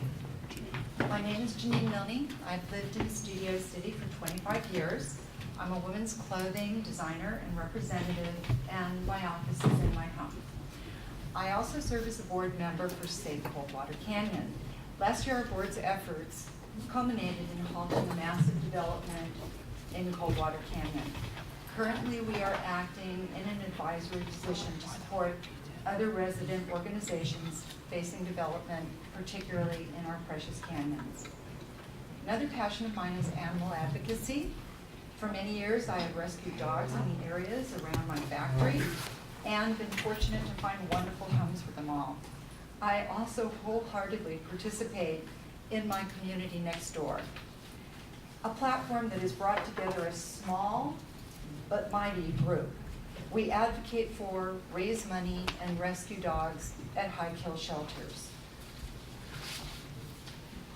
Our community next door has advocated for the human homeless as well. Last winter, I heard of Major, a 3-tour Vietnam vet, and his dog Leo living in an alley in the West Valley. I posted on Nextdoor, and yet again, Studio City opened its heart. Contributions were mailed and dropped off at my house. I was able to get Major and Leo a motel room because of the Studio City generosity of heart during a time of extreme cold last winter. I know he felt the support of the community, and one of our neighbors gave a lead for VA counseling. I lost touch with Major, but just heard today that he and Leo have their own apartment through VA housing. And I know our help made the difference in the fact that he felt he had a community behind him. It's an honor to live in such a caring community. It would be a privilege to serve in our neighborhood council. Thanks. Thank you. Any questions for anybody? Questions? Okay. Thank you. Thank you very much. Richard Adams.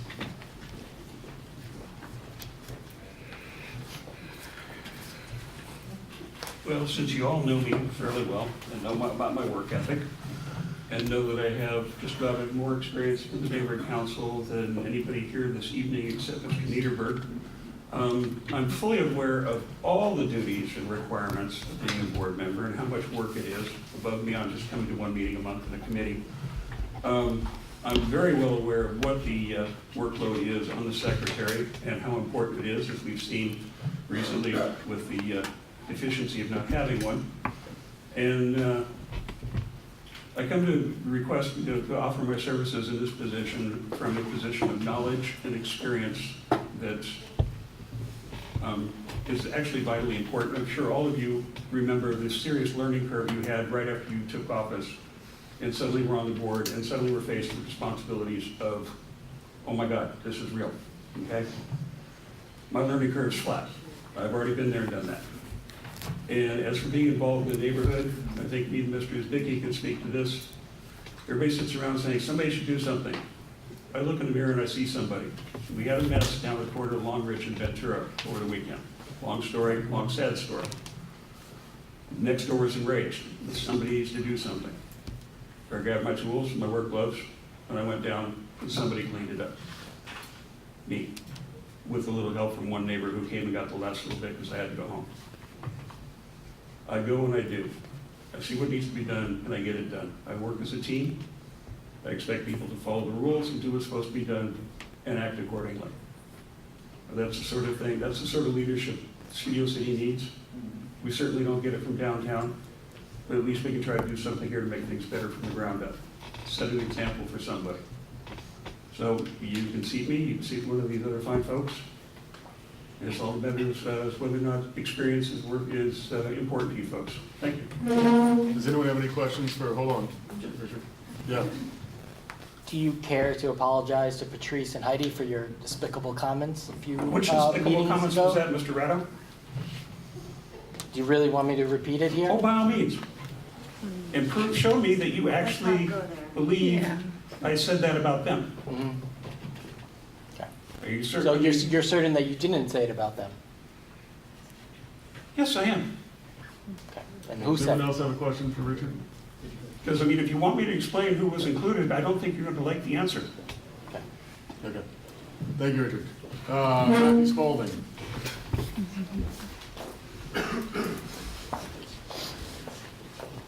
I'm Matthew Spalding. I am a business owner in Studio City. Been a resident since 2011.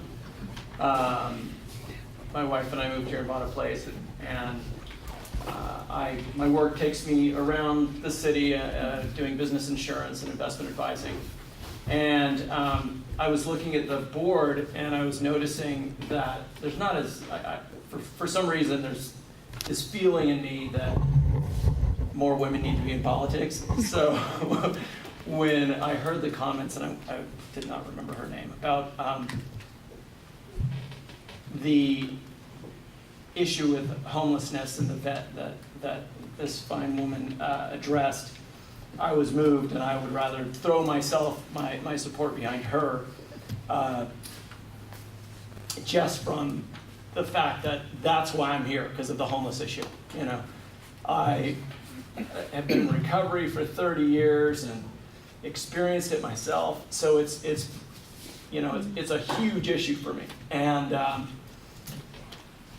when I hear somebody who's been so much of an advocate for that, I would just say that if I can be of service in any way to help the board in any capacity, I'm happy to, but I would actually like to throw my support behind the woman who spoke. So. Can I just say that, Richard and I co-chair a new homeless committee, and we'd love to have you if you'd like to be on that. I'll reach out to you.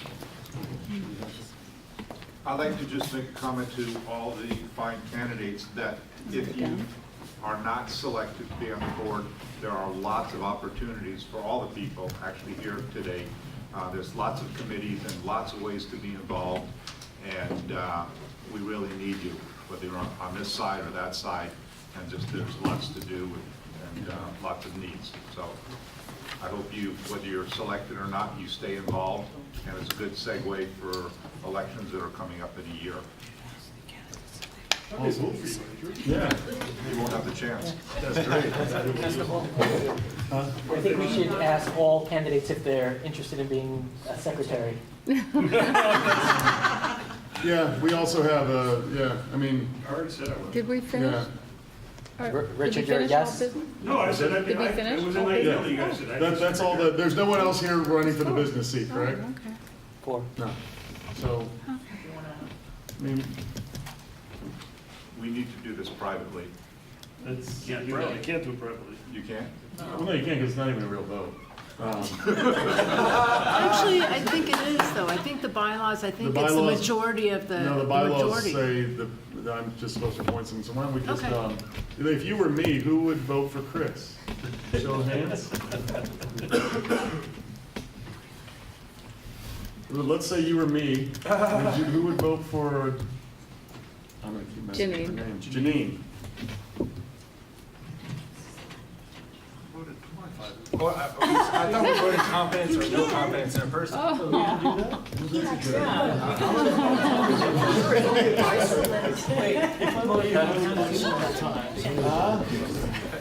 Sorry, I didn't mean to throw a wrench in things, but I liked multiple candidates. As did I. I think everyone liked multiple candidates. Right, Yeah, so I think all the candidates were You gotta great. make tough decisions, Keith.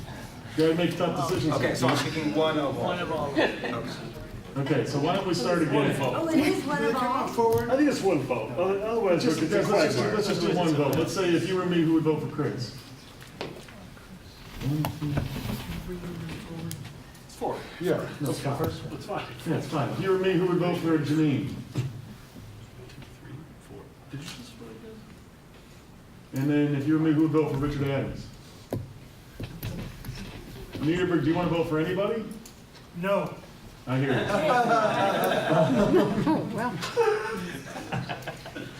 The swing vote says no.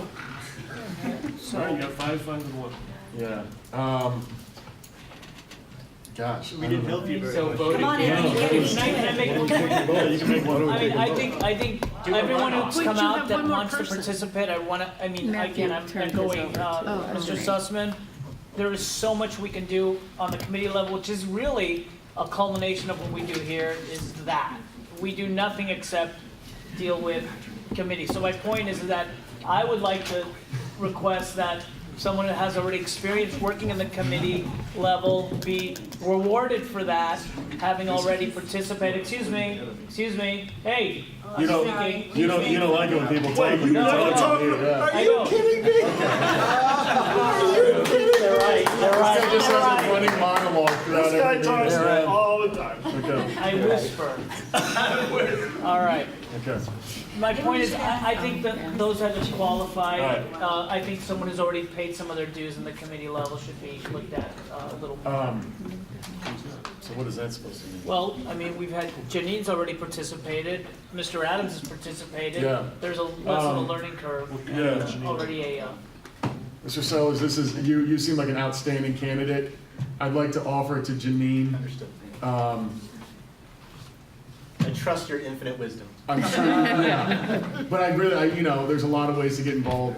That's how this all started anyway, so. Okay, we'll talk more. Great. Okay. Janine, you good? Thank you. Okay. You two up. Okay, now we're gonna go to. Yeah, come on up. Hey, see you right here. You're secretary now. Lots of people. No, she can't vote. All right, now we're gonna go to renters. Let's start with. I know you just can't vote today. Claire. You'll be Claire for tonight. Get sit over here. Okay, Susan. Yes, Susan. Renter. This is now the renter seat, guys. We've got 1, 2, 3, Gibson, 4, stop slapping us. 5. Jesus. Gibson, I'm doing my best, buddy. Come on, Gibson, let us run the thing.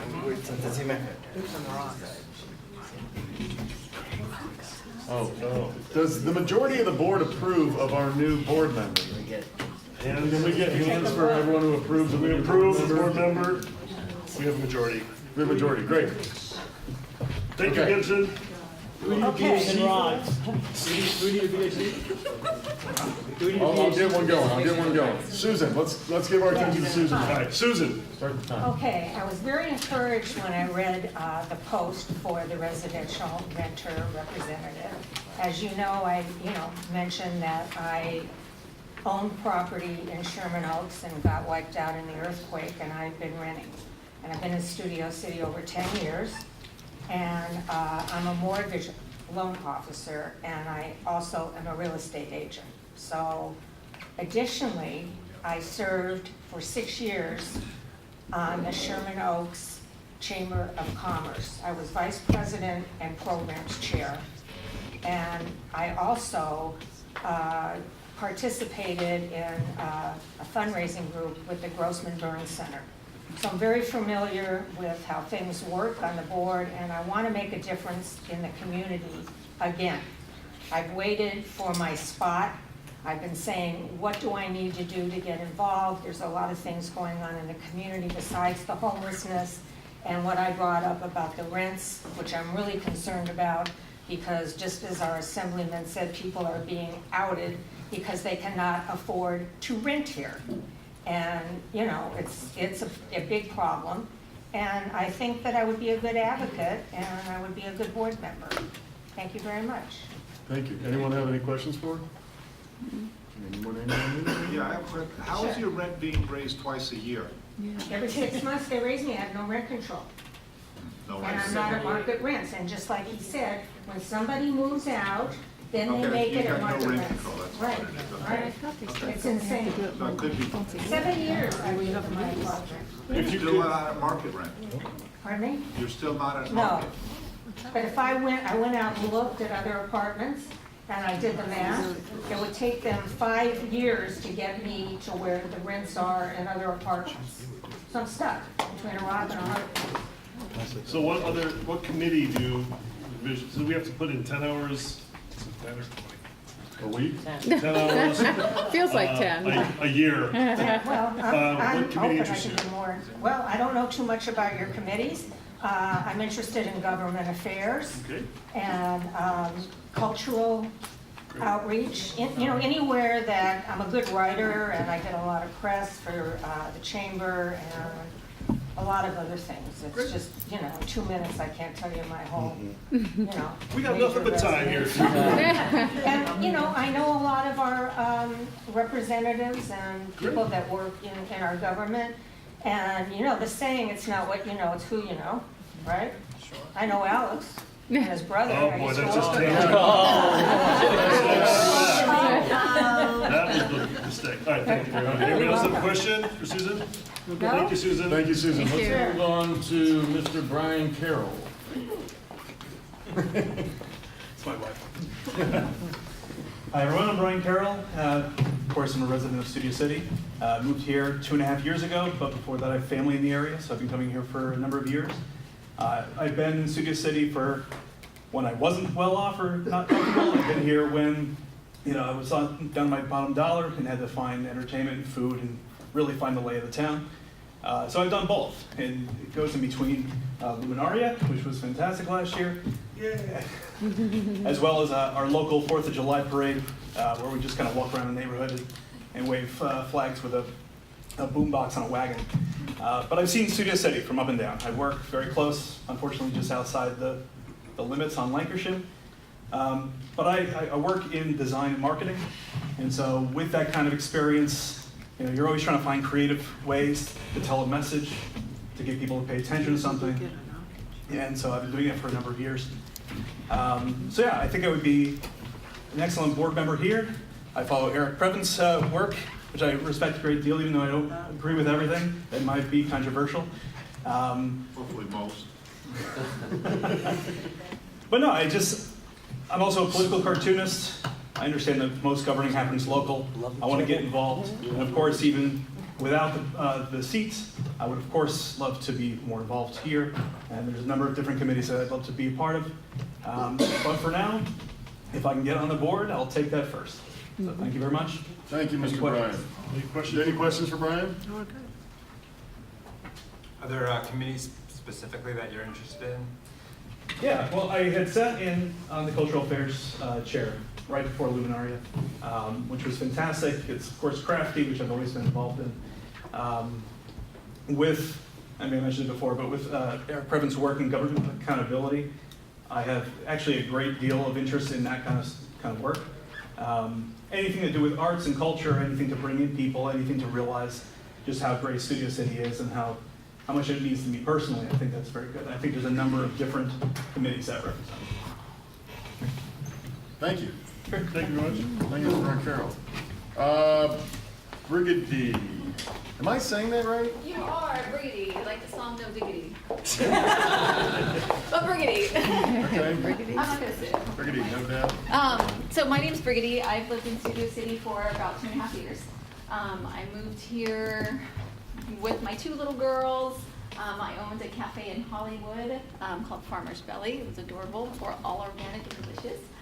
But decided to make a change and just focus on my little girls. And that was in January. Since then, I've been going crazy at home because I'm so used to just being like 100 hours a week working.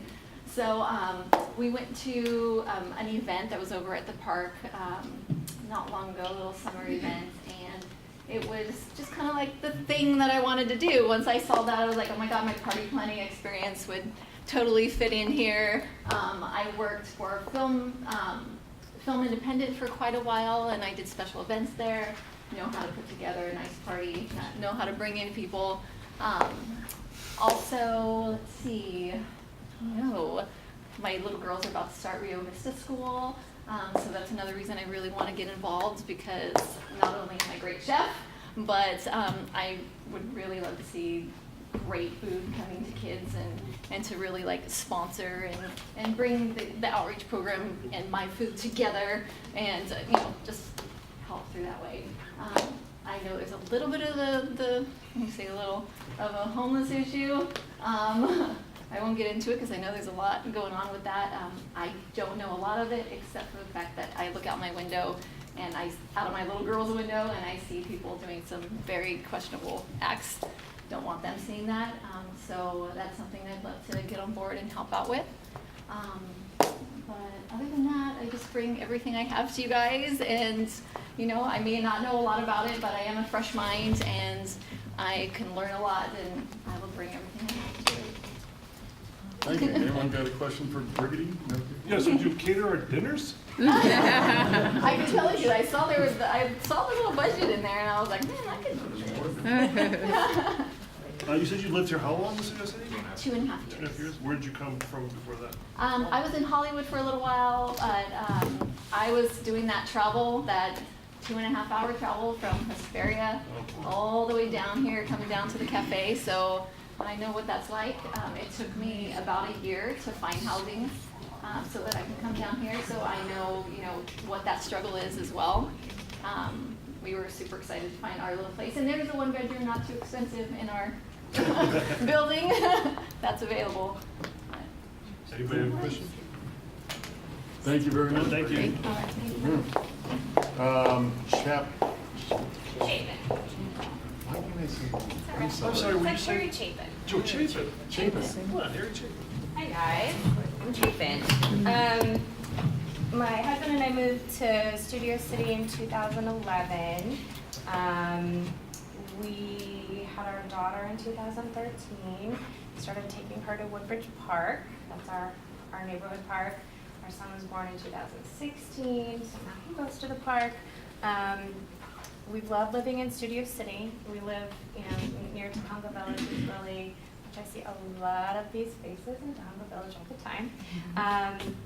And we love Studio City. We love that it has a small town feel, even though we're part of a big city. I see some things, that I've seen the changes over the past few years in terms of the homeless issue. But also, one of the things that concerns me in particular is kids are playing in these public spaces, in these parks, and what kind of, I'm concerned about the environment and what sort of pesticides are being used in Studio City public spaces, and that kind of thing. What else should I tell you guys? I worked over at Disney, writer, producer, worked in TV for a long time. I can churn out a mean newsletter. That's all I think of to say. Oh, and I know Craig. Which will help you. Craig's wife Michelle and I worked together 10 years ago probably, and I was very happy to see that they moved to Studio City a few years ago. We all were.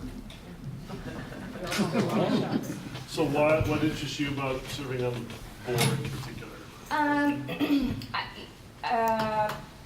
I think, having kids in this city, I want to be more involved in helping make Studio City improve the quality of life here, either in a physical way, be it helping on an environmental committee to get pesticides or the cleaner water, to the community outreach events. Anyone else have a question? I have a quick question. Have you ever been to our sustainability meetings? Because there was the whole movement about using Roundup, and were you part of that at all? I didn't know about the meetings, but I was in the Facebook group. Oh, yeah, okay, great, with Rebecca, I guess it is. So, Okay, anyway. Well, we had a sustainability committee that's sort of dissolving, and so I don't know if you have any interest in reawakening that, Yeah. possibly even be the chair. That would be excellent, because that seems to be your focus, right? Yeah. Is sustainability, meaning, the environmental, yeah. The ban on gas-powered, what do you? Leaf blowers. Leaf blowers, thank you. Right. It's Oh my just such a, gosh. every. I've researched those laws about the gas powered Yeah. leaf blowers, and it's a whole thing. Yeah, there were some trucks. I mean, know. it's really, They're super toxic, it's pretty and bad, everybody uses them, and So, yeah. All right, that's all. And speaking of the environment, I don't know if I should say this, it's probably political, but when Michelle and I used to work together, our boss was Al Gore, so. Oh, Environment. wow, Yep. yes. Thank you. King of Thank you. environment. Hillary?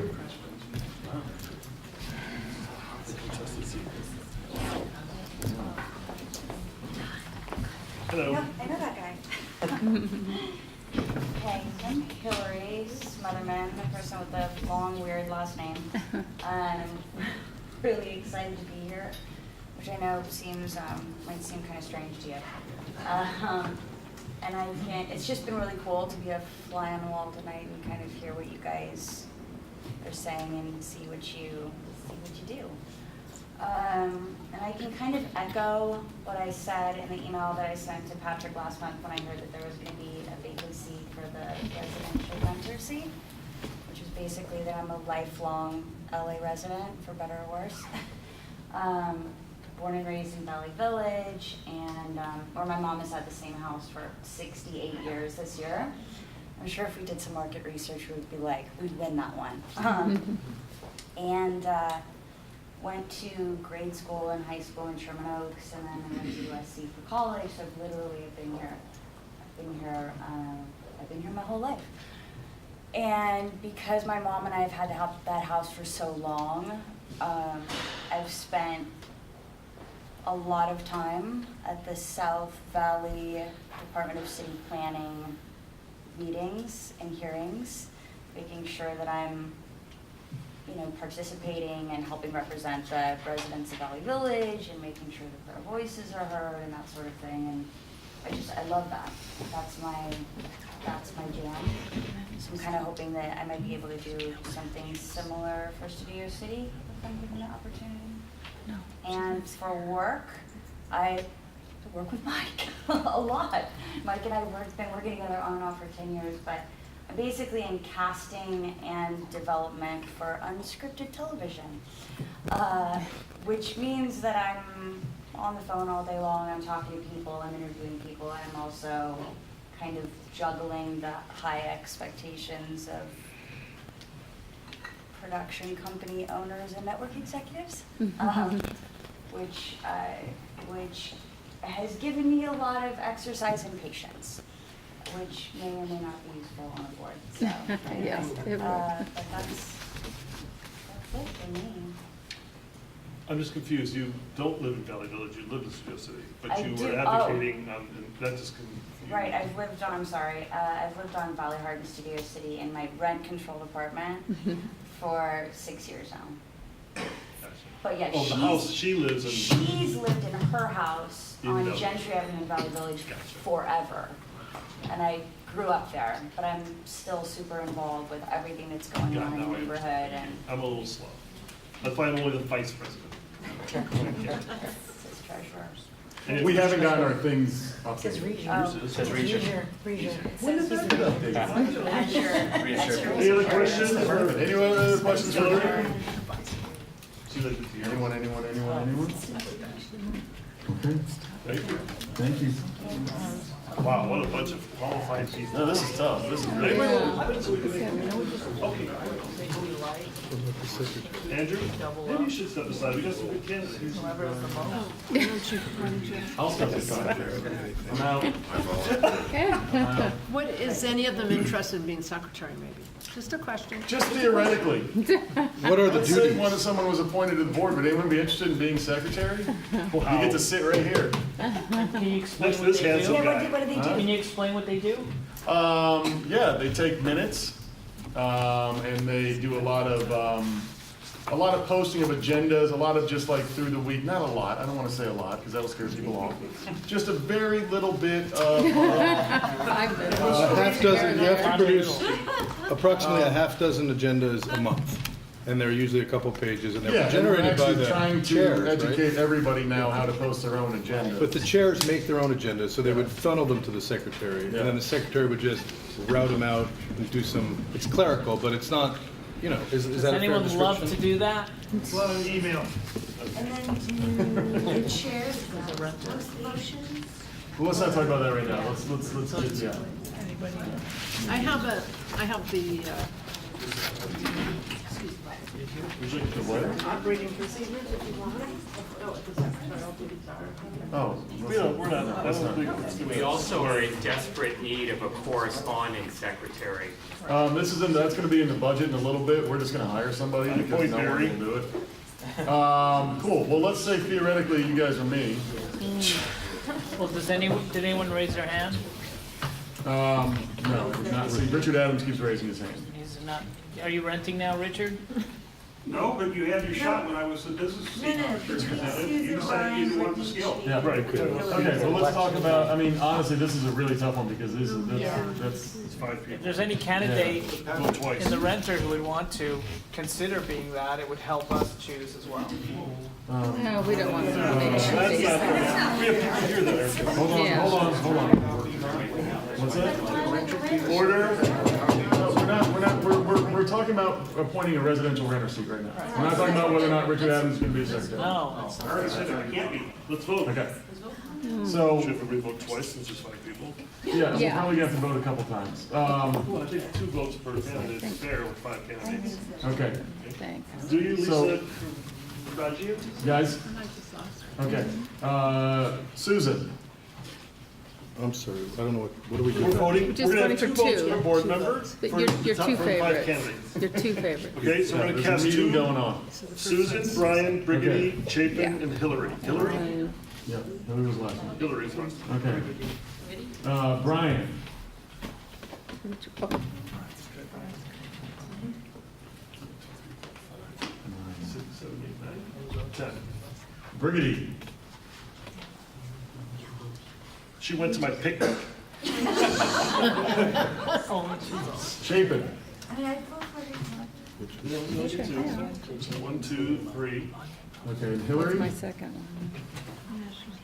Hillary. Okay, I did it 3 I mean, times. it's clear, 3, 4, 5. We're both voting twice. We're all voting. yeah, but I mean, okay, that's pretty clear. Right? Well, do your Which is thing. what? Yeah, which was what Brian had an overwhelming amount of votes. To everyone who came out, thank you so much. Get involved. Brian, are you interested in the seat? Yep. Well, I ran for it. I was gonna say, if you wanna- yeah. Come on up.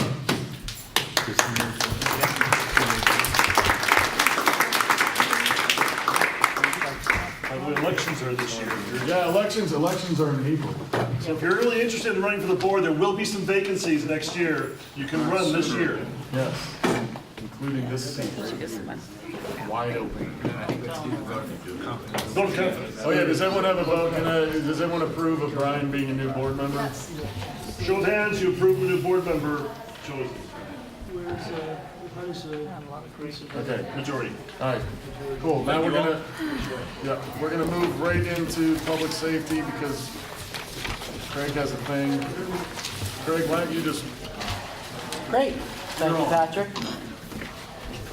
So I'm going to go right into the motion and then make a few points. We'll move on. The motion that passed in the committee, 6-0. Mayor Eric Garcetti and Councilman Paul Krikorian have failed to listen to the local community concerns and apply the necessary pressure for adequate law enforcement in our neighborhood. Therefore, as stakeholders desperately seek new options for protection, the Studio City Neighborhood Council recommends setting up an exploratory committee to research the feasibility for off-duty officers or private security to service patrol and added enforcement across the entire community. This support will be supplemental to the continued oversight of the understaffed and under-resourced LAPD North Hollywood Division. Andrew, are you joining us?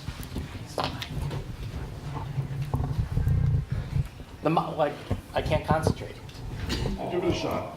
The model of private patrol has been used effectively in other U.S. cities, and this local alternative is a necessary step as the concerns of Studio City and the entire East Valley community are currently ignored. To avoid further quality of life erosion, we recommend setting up this exploratory committee to determine next steps and advise on proper oversight. We are confident the success of this initiative will reverberate across neighborhoods within the San Fernando Valley facing similar issues in the area of crime. okay, we've got some public And now I comments. have a statement to make. Just give me 1 minute, Patrick, I got you, okay? Craig. Thank you. To my fellow board members, the Public Safety Committee is very concerned. Quite simply, the Valley is being underserved. In the area of public safety, the North Hollywood Police Department only deploys a single car for 25 square miles. How can you possibly patrol Studio City, North Hollywood, Toluca Lake, Valley Village, and more effectively? This is unacceptable. Why isn't our councilman, our mayor, fighting harder for safety in our community? But look, I get it. Don't take it from just the committee. We've surveyed stakeholders, we've studied the data, we've listened to feedback from business owners, we even hear it from our officers doing the best they can with limited resources. And we feel it firsthand with petty crimes that affect all of us. So, I'm going to share Facts. This is data through last month. The North Hollywood Division is ranked number 1 among Valley divisions and number 5 out of 21 citywide divisions for total Part 1 crimes, which encompass both property and violent crimes. Among Part 1 property crimes, year to date, the North Hollywood Division currently ranks number 1 among Valley divisions and 4 out of 21 of citywide divisions. Within the North Hollywood Division, violent crimes encompassing aggravated assault, homicide, rape, and robbery rose 5%. And we're one of only 8 of 21 divisions citywide to see an increase of violent crime over that period. Among reported burglary theft from vehicle, the North Hollywood Division ranks number 1 out of 21 citywide police divisions. In addition, North Hollywood and Van Nuys divisions have the highest Part 1 crime rate per 1,000 population. North Hollywood ranks number 1 in service incident calls, 28,465 through mid-June from the start of the year. And this is my last point. We completed a public safety survey in Q1 of 2018. This was results collected from 305 responses to the survey of Studio City stakeholders. Among the most crucial findings, 79% of residents feel that public safety has declined over the last 12 months. Most disturbing is more than a quarter of residents, 27%, stated that they have been a victim of a crime over the last 12 months. What are they? Theft with an emphasis on car break-ins, mail and package theft, break-ins to properties including condos, garages, homes, vandalism, etc. In Studio City, nearly a third of those surveyed utilize a public security patrol for an added level of protection. When asked, 72% chose 4 and 5 when asked if they were satisfied with response time. 4 and 5 is being the most satisfied. So that's just a general overview. I have 22 pages of this. I could get into the headlines over the last year of every neighborhood of Studio City, of Valley Village, of North Hollywood, of Sherman Oaks, of Toluca Lake. I have every single crime headline that's making the news, and it's getting worse and worse. And the bottom line is today's Valley neighborhoods need greater public support, public safety support, need greater attention, need greater protection, and until we garner more offices, this is just one idea to explore. Okay, we've got some public comments on this. We're going to go to them first. Hey, Mr. Dill, yeah. Yeah. Yeah, I've lived out here for over 20 years, and I've seen it go down the hill as well. I'm with Craig on everything he said, especially with the passion as well. We've been trying for a long time to clean up this place, and it is almost impossible without extra help. And if the LAPD is not going to get involved, hopefully we can get involved as well. This has taken place. It's been an excellent idea. The woman who brought it to us was first with New Orleans, where this worked out, Chicago, where this worked out, Seattle, where this worked out, hopefully in a part of Los Angeles where this can also work out.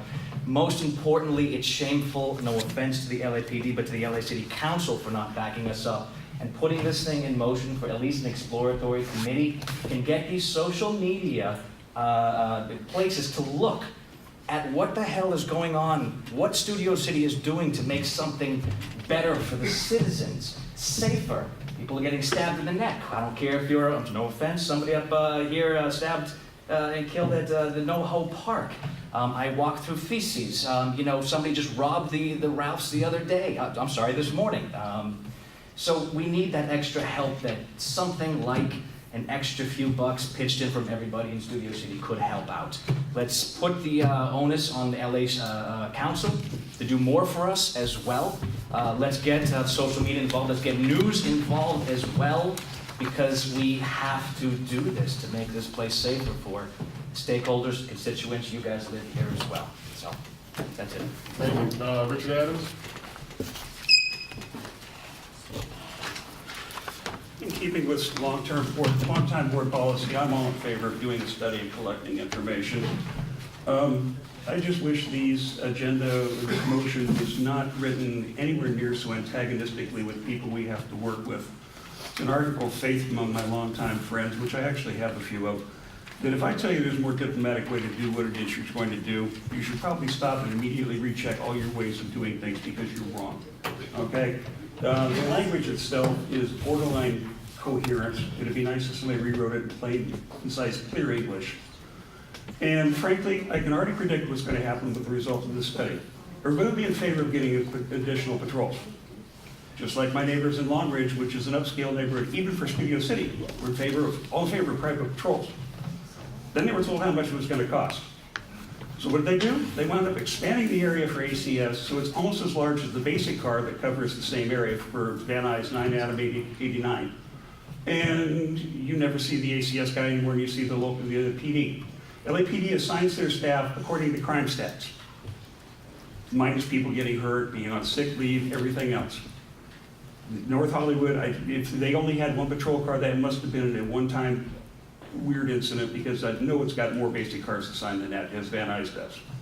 So while this is nice, there's got to be a better way of approaching this. It should have been written so people could clearly understand and leave all the excised rhetoric out of it. And frankly, if our public safety chair really cared about crime and safety here in Studio City, he'd get off his soapbox and get out his work gloves and get to work doing things. He'd support CERT, not neighborhood watch. He'd first aid classes, disaster response, and he'd have a national night out here in Studio City to build a relationship with Studio City residents and the police and fire to protect them, and not some strangers up the hill. It was only convenient to his neighborhood. It's the only one he really cares about. Thank you. Patty Kirby?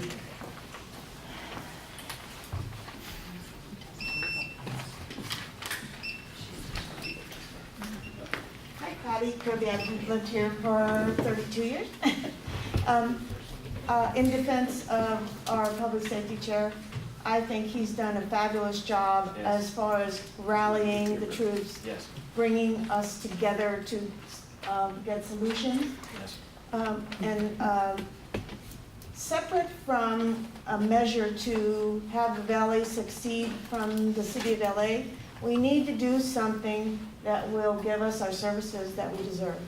So this is just one way that we can do something now. We can work on more police. By the way, we do have only one patrol car, plus our slow, and that is a fact. So we do need to do something now, and the neighbors have to start small and graduate on further. So I really support the exploratory committee to come up with a solution. Thank you. Do we have any other public comments on this, since I'm trying to do paperwork at the same time? I had one. You. I agree with what Craig said on being underserved in the Valley and Studio City for a lot of things. You know, the Valley has 40% of the population, and we're lucky if we get 20% back in tax dollars. But I believe my tax dollars go towards an adequate police force in Studio City. And I think we need to pursue that and unite with other cities around us if we have to, and go to the media and do things like that. But I am not willing to pay a separate fee for private police ever, because we're already paying for something we're not getting, and we need to put out the cry and demand what we're not getting. I mean, I'd be happy with 20% of the police officers in the Valley instead of 10 for our 40% of the population. But I mean, we have to start somewhere, and charging us all an assessment on property tax bills that are already growing because we keep voting in all these bond things that people don't realize. They sound like a good thing for parks and everything else. It's wonderful, but there's a bill that we all have to pay. And the renters have to pay it too, because you can be damn well sure that your landlord's gonna pass the cost on to you. So I'm all in favor of pursuing this for more officers, but not being taxed for something that I believe we're already paying for and entitled to. Thank you. I'm turning my back, but I'll say hi first. I do think that this is something that is not just Craig happening in Studio City. As I've said before, I have 4 children. Each time we had another child, we had to move further north. So I'm in North Hollywood, and it's coming here.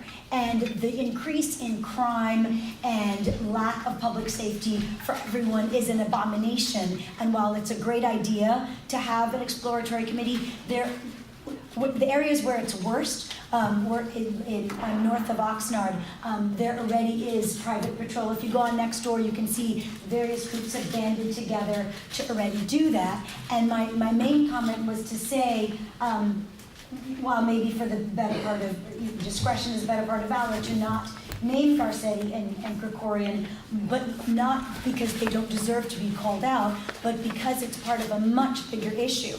This lack of public safety and increase in crime is coming from a couple quarters, from City Council and from the Assembly, and that's why I was so glad that Mr. Nazarian agreed that we'll be having debates, because in Sacramento is where the bad stuff starts. In other words, if you have public policy that rewards law breaking, from illegally entering the country to all sorts of other crimes, it's like the opposite of broken windows, the theory of policing. I'm sorry, you good? I'm actually a legal immigrant, so I know of whence I speak. So when you don't punish bad behavior, it gets ever worse and worse and worse. So I would say do look into the groups that are doing it already. On Nextdoor, I don't know if it's necessarily something you guys should do with your budget, but it is something that we should all pay attention to, all the laws, 1810, but also just criminalize, defining down of felonies into misdemeanors. So if they're gonna come to you and say, our stats are better, that's because they've changed the definition of the crimes. Thank you. It's true. All right, we're gonna go around the board real quick. Well, can I first ask a friendly amendment first before we go around the board? There was another, There's another comment, one. Yes, sir, sorry about that. Can you say your name too when you get up here? My name is Phil Peters, and I'd like to clarify something before I start. I'm not a resident of the neighborhood. Am I still allowed to speak here? Yeah. Okay. I work for one of the private patrol companies, and I was asked to speak about that. So I'm just going to give you some general information about how it works, because a lot of people are not aware and they have some misconceptions.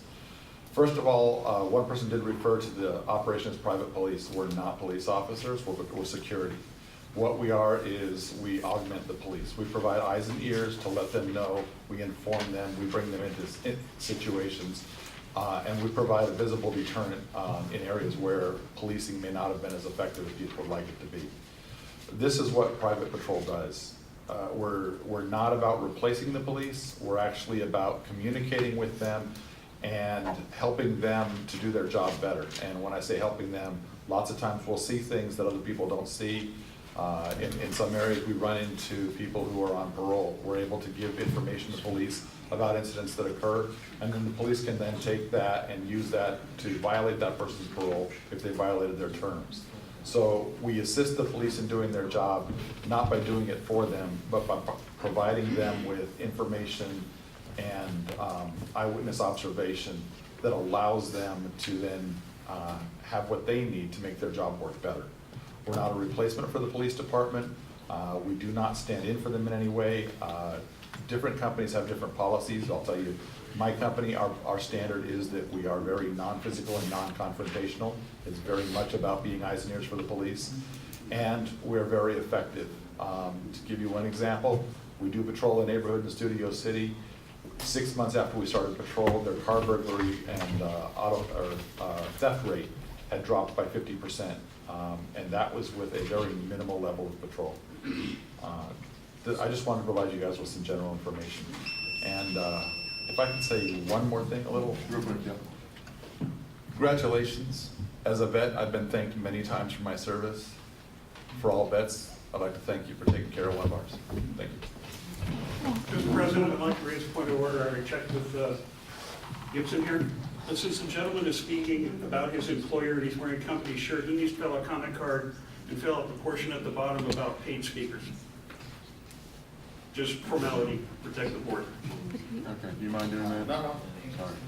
Did you get paid to come here? Okay, we're gonna hear a friendly amendment, then we're gonna hear some board comments, and then we're gonna vote on this thing. Craig, I suggest a friendly amendment.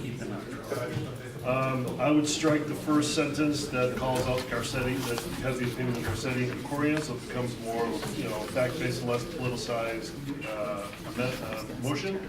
And start it as stakeholders desperately seeking. That's where I would start the motion. And I think the second paragraph is redundant.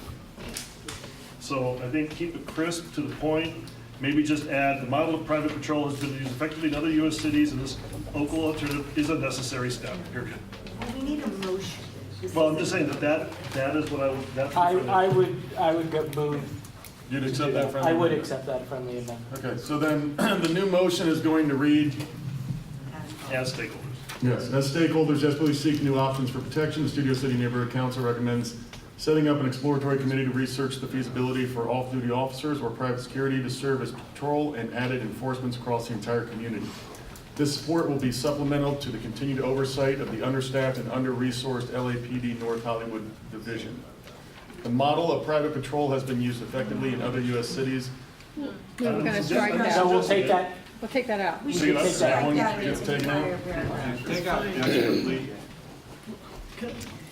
I've got a macro level question if I can ask it. Sure. Craig, to whom are we making this request and who are we asking to form this Yeah, that's what I was exploratory gonna ask. committee? Yeah, it would be a sector, if possible, within the Public Safety Committee. And what we're finding, as this motion first came into committee and it evolved out of committee, what we have found is a lot of people in Studio City right now doesn't know that POST or ACS even exists, that option is even available. So let me just finish. So I think one of the strengths of having this motion is at least making people aware that they can potentially sign up.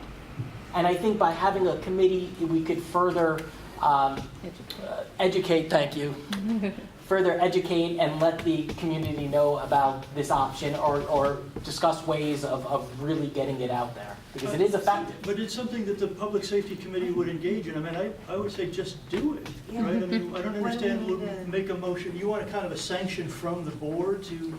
I just want to have an exploratory committee that we could really map it out, really dive into it, really explain, really have stakeholders' feedback. And So it's an ad hoc committee or a?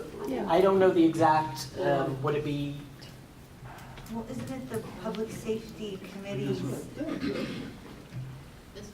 Ad hoc on private security. Do it. I don't want to say job, but isn't that your Purview. interest in being the public safety committee to explore? I think it goes just one step deeper. It's a much more targeted approach and gives us just another avenue to go under. But don't you want to discuss that within us? Why do we have to go to council member Corian or Mayor? Well, I definitely want them to continue, look, we have to definitely continue to keep the pressure on our elected officials in this area. We're not going to let up there. You're not asking for any money, right? No. No, so there's This no is a funding. simple exploratory committee to research it, to dive into it, to talk to each of the patrol companies, to get more feedback from the, that's my. So I think, is your question then, why can't he just do that? Well, but Or have an ad hoc committee. yeah, I would say attached establish it as to an ad the hoc, so it's an official ad hoc committee. Can I mean, Public we, safety committee. as a Please public, just speak. as a member Yeah. of the Public Safety Committee, and I don't know, I like the direction this is going. It's been evolving as we've been kind of giving input. I would love to see something, and I can present it at the next meeting when we have our next meeting, but I want to just see where are our police, because to echo Barry's point, Alex, can you hold on 1 second? Richard. what, Hey, in the Richard. audience, can we keep it down? Sorry. we have money, we pay a lot of money, we pay more money than per capita than any a city in the country, yet we don't have coverage. So an ad hoc committee that could involve the council office and the mayor's office to find out why we don't have coverage, and I want the mathematics. I want to see where the money is exactly going, why we don't have these boots on the ground. Right. I would love to formulate something like that in this, or we can just wait till the next cycle and I could present something too, but we totally see eye to eye, I think, in all this. But I think something more pointed to kind of call out our elected officials. It could be Krikorian and the mayor's office. Where are our police? Because one car, considering how much we're each paying in taxes, is obviously there's some lack of efficiency and effectiveness, obviously. Well, based on that, I think you can formulate your motion, because we need to pass that. Keith? I just want to say, Craig, thank you for putting the time into doing all this. I get that people, it's very hard to criticize and add their stuff, but he put a lot of work into doing this, and he brings a lot of people to the debate, and I think that's really great. And so I just want to say I support what you're doing. Excuse me, what you're doing, and I think it's good for a committee to come say, this is where we're going, this is the trajectory of what we'd like to do, we want to gauge your debate, the public's here to talk about it. I think that's good. That's the whole purpose of what we're supposed to do. No, you make a good point. I see where he's going with that. Maybe it could further evolve, and I'm okay with that. Yes. I'm okay with that. Okay. But I just want to clarify something. No one's criticizing him. We're here advising because we're city residents. Okay, does We anyone wanna else, be- Eric, do you have anything? Yeah, I think it's a reflection of people's concerns about public safety that you're going in this direction. I tend to side up with Barry a little bit from the public, who suggested that, we do pay for these services, but if people want to engage private security, that is an absolutely appropriate thing to do. And maybe one thing that your committee could look at is who's providing private security around Studio City now, because maybe you can make a deal if you finally get a group together that want to contribute to supplement what's already being done, because I know that there are private security companies. And, that said, I think that one of the most important strengths you brought is connecting the neighbors. And the best way to be safe is to have vigilant neighbors who are willing to look out for one another. So I think, even if you don't wind up spending money or investing in a company, it's a great area to be connecting people and trying to find solutions. So, anyone else? I'm willing to take this back to committee and tweak it a little bit and get it in good shape. So you want to table this for now? I will table it. Okay. I mean, because No, it's been tabled. All right, I'm just saying, you could form an ad hoc committee to do whatever. No, the issue has been raised. The community is further aware of the option of patrol. I like where Alex is going, and we're going to talk about it. And this is going to continue to evolve, but we have to raise awareness. Okay. We're being underserved. We're going to go ahead then and adjourn this meeting and take, everyone want a 10-minute break? 5-minute break, and then we're going to start the special meeting real quick. And then after the special, then we go back to this. See you around. Yeah. Okay, can we get the board back? Alex is Vicky.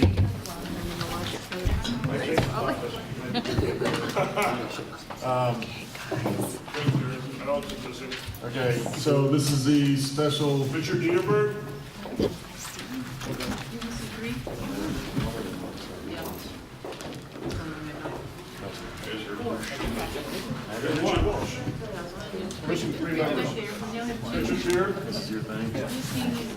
All right, here we go. Supplemental agenda, roll call. Mr. Alex is Vicky. Come on, guys.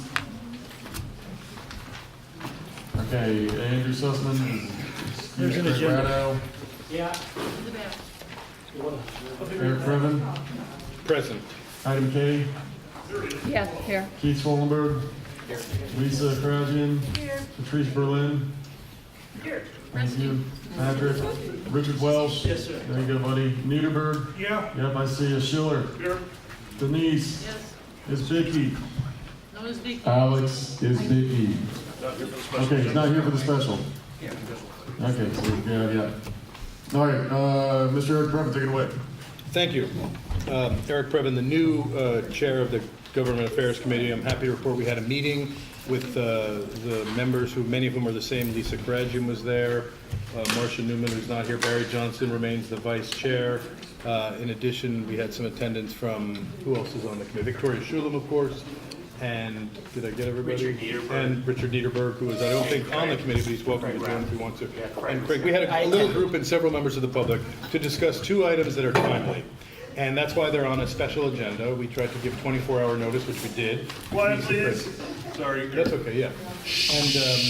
And those items have to do, I'll talk about the first one first, which is our city council has approved a new tax that is going to go on a ballot to see if the voters want that tax. And that will be coming up in November if it's approved. They're very likely to approve it. But we could send a signal if we're for or against that through a community impact statement.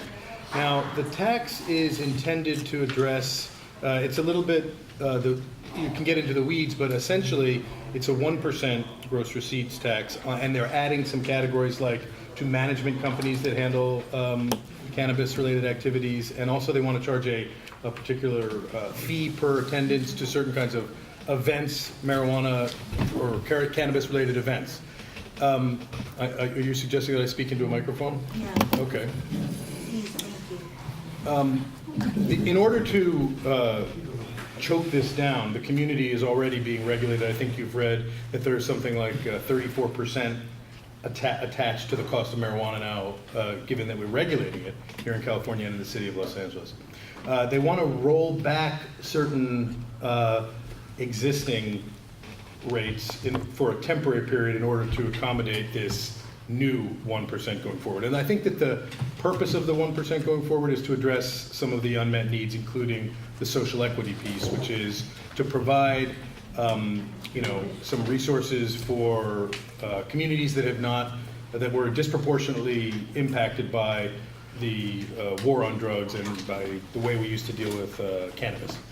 So that said, we talked about it in committee and tried to weigh both sides of the argument, and yet there seemed to be widespread resistance to an additional tax. We heard comments from members of the committee who said that they should have considered these issues prior to directing 50% of what they're taking now to the general fund. And so with that said, we voted to I believe what's the wording? We urge the council not to approve putting the proposition on cannabis-related activities on the ballot. So that was how the committee felt. And we can hear from the public here at the meeting, and if the board wants to take a vote on that, if they agree or disagree with the committee's recommendation, we can move forward that way, if that pleases the president. I believe all we can do is just vote on the motion, right? Yeah, exactly. But we can hear from the public. Oh, yeah, for sure. We do have public comment on this. Mr. Richard Adams? I'll make it real quick. The points raised by the committee are absolutely correct. As a matter of fact, the state of California is currently working to reduce, at least temporarily, the amount of taxes that they imposed on legal marijuana after the passage of Prop whatever it was. The black market still exists, which drives crime in all the best parts of town and ours, and encourages illegal behavior. So there's a point where the legal or to make a fortune out of taxing doesn't work. So yeah, the verbiage is appropriate, and as long as we got somebody that actually send it to the board, I'm in favor of it. Send it to the council, of course. Thank you. Barry? Yes, in committee, this passed unanimously. I was just going to mention. And the other thing is, the city council could just vote for this tax, but they're putting it on the ballot. They don't have the guts to just do it. And they're never going to get 2/3, but they're going to waste money putting it on the ballot to never get the 2/3. So I say, let's squelch it now and not spend the money on putting it on the ballot. And tell them if they want to do it, they're going to have to do it themselves. Thank you. Well, let's hear from board members. Does anyone? I have one small revision in retrospect, which is that the language of the motion, which I can read and maybe share the revision, is that the Studio City Neighborhood Council opposes the city's proposed special tax proposition supported by the City Council. The Council should have directed the cannabis tax revenue for Measure M to the regulation and programs to begin with instead of to the general fund. Any further increase in costs to the cannabis industry is going to drive an already problematic, and this is a revision, I want to strike black market and put illegal market while creating a new war on drugs. Okay. We urge the council not to approve putting the proposition on cannabis-related activities on the ballot. So the revision is taking out the word black from black market and putting in illegal market, if accepted. Yeah. Heidi, anything? No. Therese, Heidi? Mr. Craig Radow? Alex Dickey? No, no questions. Yeah, I don't know, I think this is, good job. Yeah. Yeah. It was a nice meeting the other night. I really, I got nothing. What is this gonna do to the price of a dime bag? I don't think anybody calls That's it a the dime deal. bag. It's how to. That was like 1982. That was the last time I dabbled How much is in the lid? any such substances. But what we're talking about. Well, the argument is that the cost to the consumer will not go too high because they're relaxing temporarily some other, but I think that the concern that people who we spoke to have is that there's already a lot of compounding costs and that they have lots of work to do as is, and that to come to the voters now is, and you know, they have a very quick process in city government.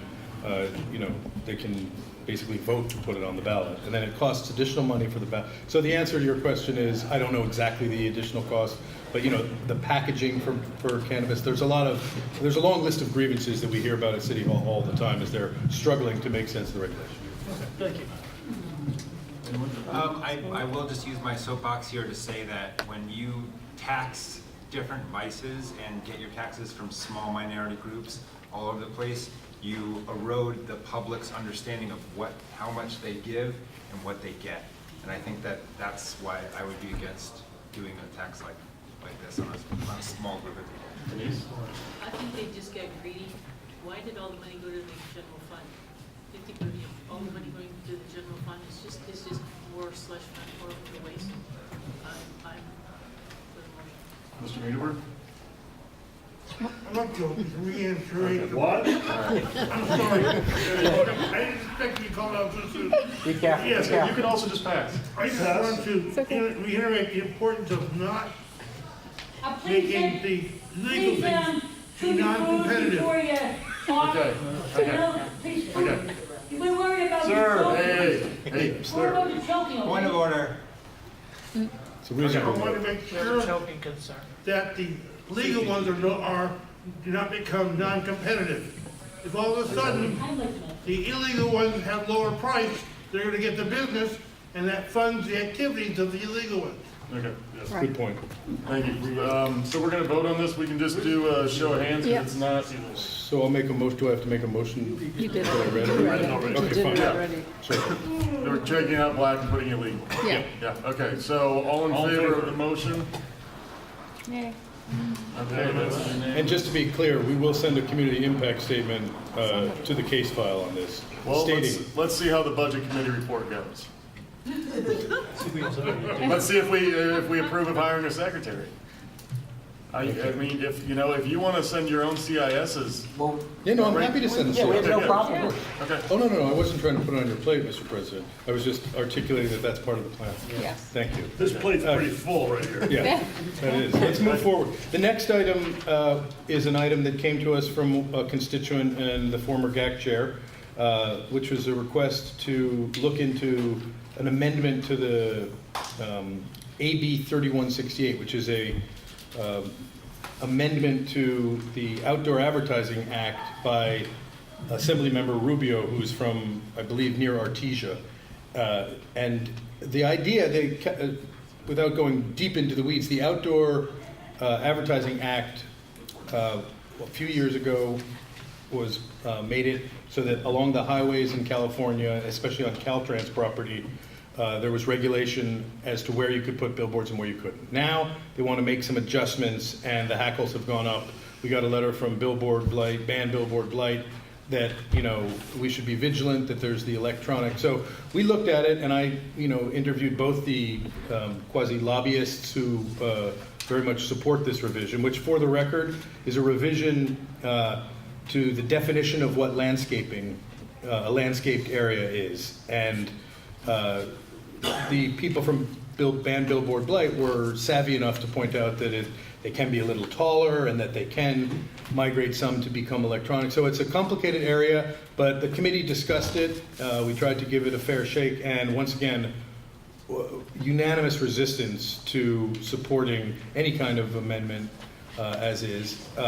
And frankly, they wanted to send a letter, the committee, CIS, to the state Senate committee that's going to be hearing it coming up on August 6th saying Studio City is not, well, I'll read it. The Studio City Neighborhood Council strongly opposes the amendments to AB 3168 and has zero tolerance for expansion of any type of billboard advertising in order to preserve the visual integrity of our community. So the bad news is that all of the Assembly members voted in support of this revision, but we are proud to stand up for what we believe in here in Studio City. We've got a couple public comments, Richard Adams. Yeah. Once again, I'll make this quick, because in general, I'm in favor of this.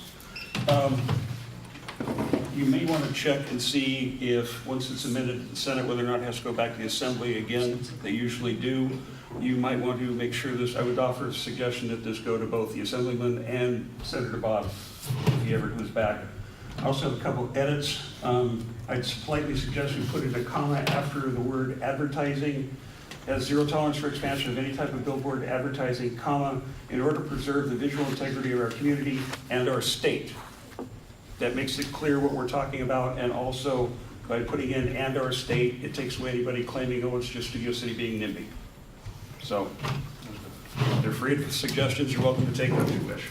But I think it would aid what you're already doing. Yeah, I would accept those revisions, they make sense. Okay. So everyone knows whether it reads now? Yep. Everyone got that? Okay. Yep. Eric? Adding "and our state" to the end. Yeah, of I Yeah, and totally a agree with what Richard just said, and I think I even said in committee that for me, it's not just Studio City. It's any state highway I drive on. It's a distraction if it's there, and that's a safety issue, and it's visual pollution to me as well. So I just don't want to see it along our state highways. Right. All right. Anyone on the board? We need comment cards, sorry. Patrice, Heidi? I'm good. Craig? Alex? Yeah, it's funny, interesting, I don't know if you've noticed this, but I'm noticing that these boards don't have a good lifespan. Like as they get older, there's one on Topanga and Victory. It looks like crap now. They get dirty, they don't wash them. Electrical? The electrical ones, and that's a good thing. There's a reason for that, because they were told to turn them all off a year or So they so dimmed ago and not turn them back on, Got it. because it's still in litigation. Okay. Yeah, the billboard people have the council, they have everybody in their pockets. It's Yeah, that's what I disgusting. They buy buildings just to paper the whole building with an ad for it, and just, they buy the real estate over the 101 just for ad space. So, no amendments. I think we got to keep them in check. No, good work. I admire your methodology on this. Lisa?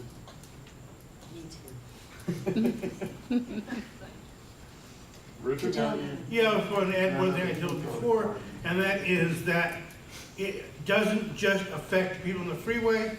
Suppose they take that piece of the 170, a state highway, that goes right to North Hollywood Park, you know, and yes, you can see it from the freeway, but you can also have a terrible obstruction. If you're in the park itself, it looks ugly.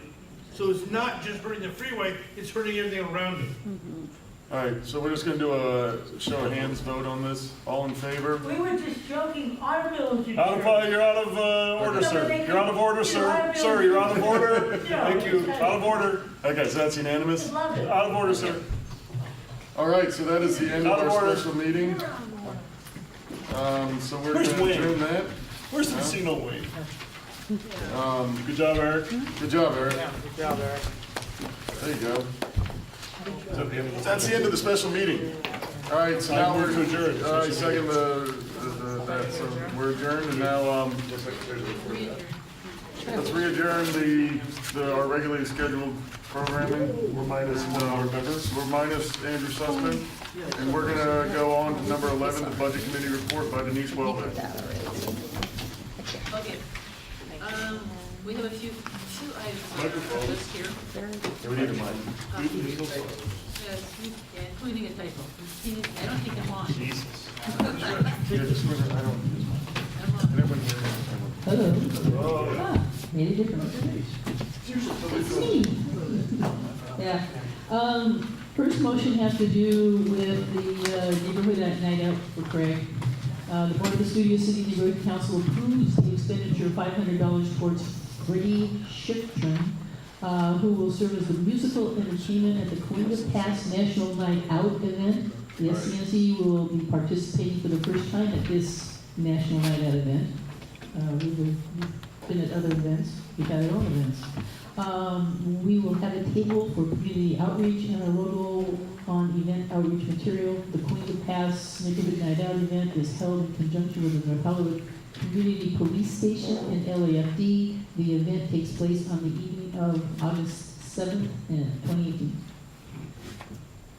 Do you have anything to say, Craig? No, we don't have. Okay. We don't have time? We'll just Say go. anything? Okay. No. Everybody knows what a national What's the night out committee? is, everybody's participated in one or been to one. Yeah, everyone knows. It's a big community meeting Yeah. with the And police. all across the nation, they have neighborhood night outs on. Yeah. And they did a On the fantastic job last year. I was impressed, Yeah. and they approached, and this would. And we're gonna they have asked a for table at this, it, and we're just Yeah. paying to help out with the Yeah. entertainment. And our participation is $500. Hold on, This yes, is- Richard Adams. Yeah, I have public comment on every single budgeted item. Thank you. Well, partly because I'm a budget committee member. Yeah, so you thought you would have already, go on. No, You've already had anyone? I spoke there as a committee member. I'm speaking here as a stakeholder. Now, Actually, we changed this to 1 minute. Can you change it to 1 minute? Okay. no, It's on the, Anyway. it's on the agenda as 1 minute. we'll talk about that later. Now that I've been rudely interrupted After a twice. minute. Okay. I would point out that Mr. Madcow was so thrilled with this idea, he didn't bother showing up at the budget meeting.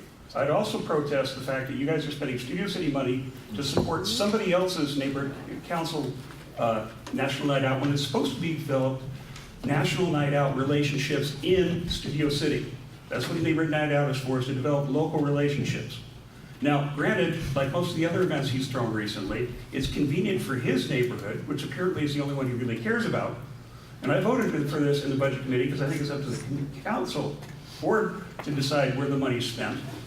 But I want to know why he couldn't be bothered to do a neighborhood night out for Studio City, and would rather just go someplace and let somebody else do all the work, and all he does is make cotton candy for little kids. That's perverse. Thank you. All right, Barry? I was just wondering where this was being held, and partially because Cahuenga Pass is not in North Hollywood's district, they're in Hollywood, so where is it, and did you really mean Hollywood Community Police Station? 3800 Cahuenga. Cahuenga Pass is not in North Hollywood. I would have to double check that, if I made a It's in mistake. Hollywood. It's gotta be Well, maybe part of it is, all right? Part of it. And therefore, where is it being held? I'm pretty positive that it was the North Hollywood Police Station that was in conjunction with that. And I have that in an email It from just the seems odd, organizer. because they always participate with Hollywood. Well, I pretty much copied this from the event organizer, who does a great job.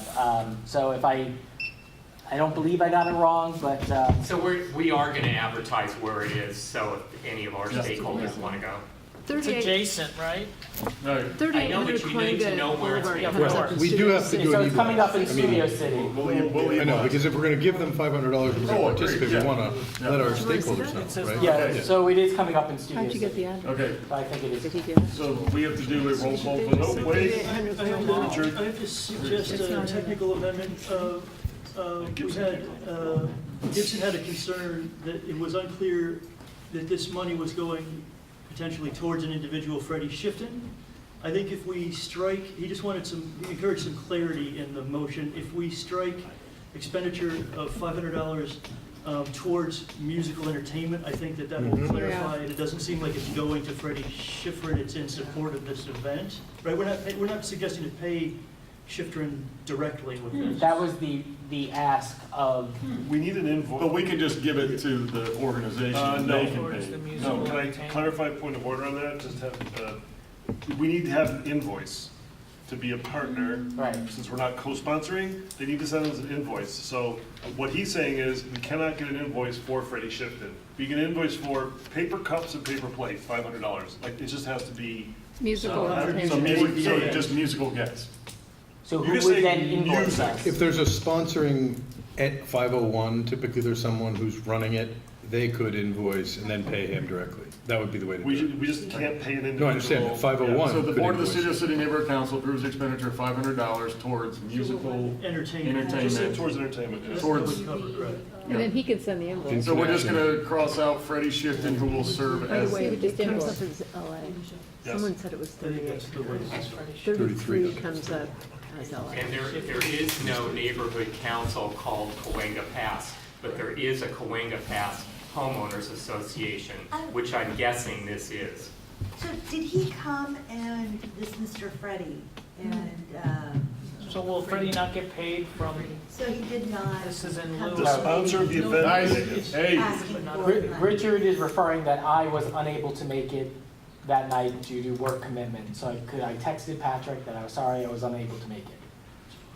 Freddie doesn't even know that this request came from the organizers of this National Night Out.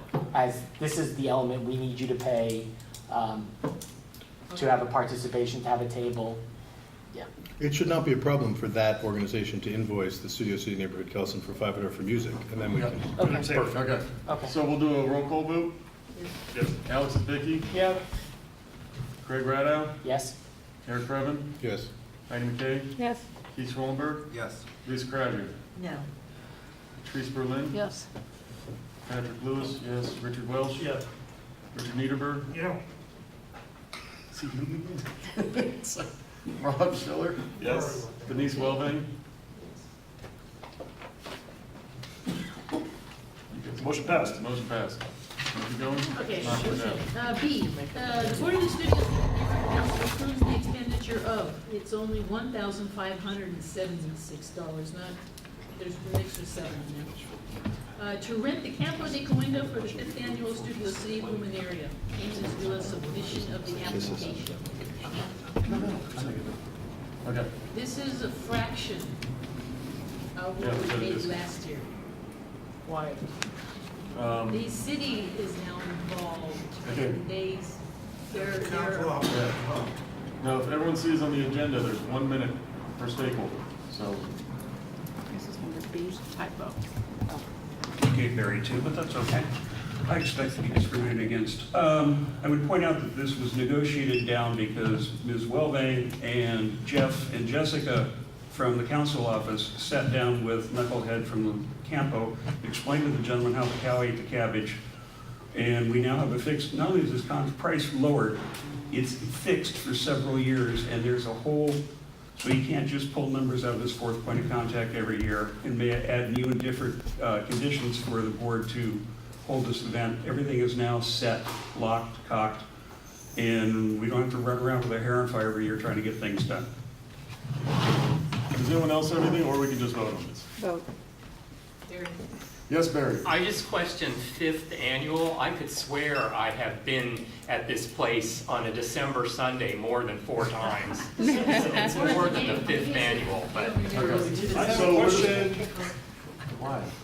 Because I come here to serve the people. So we have not approved a budget yet for this yet, right? You haven't submitted a form for an event for approval from the city, and then this would be under that budget, correct? So we're kind of putting the cart before the horse, I think. We tried to get a total of, something on the agenda for a total of Yeah, it was on, $3,000. it's not even due yet. No, but it was on there. It was on our. It's on there. It was literally on there. It's on the budget itself. Yeah. Okay, I'm just telling you the experience that the last 2 years taught me anything, is that putting it on the budget does not make it a BAC board-approved function that has been gone through risk management and gone before the city for approval. Okay, I'm just putting it out there. We'll get an event. Yeah, let me just fill out, we'll get the event filled out and approved. But we'll get that taken care of, and the money just has to be sent sometime at the beginning of August. I'm just trying to give you the. We'll get so it. let's- Okay. Let's vote on this. Alex Zbicki? Yes. Craig Radow? Yes. Eric Previn? Yes. Heidi McKay? Yep. Keith Schwallenberg? Yes. Lisa Crabtree? Yes. Chris Berlin? Yes. Okay. No, Patrick, it's just yes. Richard Welsh? Yeah. Richard Niederberg? Yes. Rob Schiller? For the aforementioned reason, I'm abstaining. Taking a stand. Denise Welbeck? Yes. Motion passes. All right, let's keep going. You're so wrong. Okay, motion C, the Board of the Studio City Council, Neighborhood Council approves the expenditure of up to $800 to purchase 4,000 battery-operated tea lights to replace the current strings of lights requiring hours of time and manpower to maintain and set up. Numerous cores presented tripping safety hazard and a number of individuals, young and old, tripped over the cores last year. For 2 years I've lived in Sorry. Can I do It's cart before the horse again.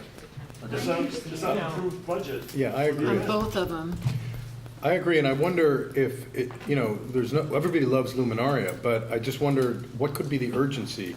Is there no way to get some of that paperwork in order and then ratify, once we understand the full scope? Would you be okay with tabling this for a month before I'll we let get you in? know that we've already negotiated, and I want to lock the price in. Tea lights? And the CD2 also said, lock the price in now. Tea lights? Okay. No, We're talking about tea lights. Yes. We're Motion talking C. about the whole thing. Motion C. Yeah. Hey, Yes. Richard, why don't we They're not gonna do a go anywhere. compromise here and we table motion C because the tea lights aren't gonna go up and down in price, right? I hope not. They might go down. It might go down. If somebody else can, It's not proper procedure. Okay, Again, we so have then a trade let's, so then war. let's, Richard, so then let's table C. Okay.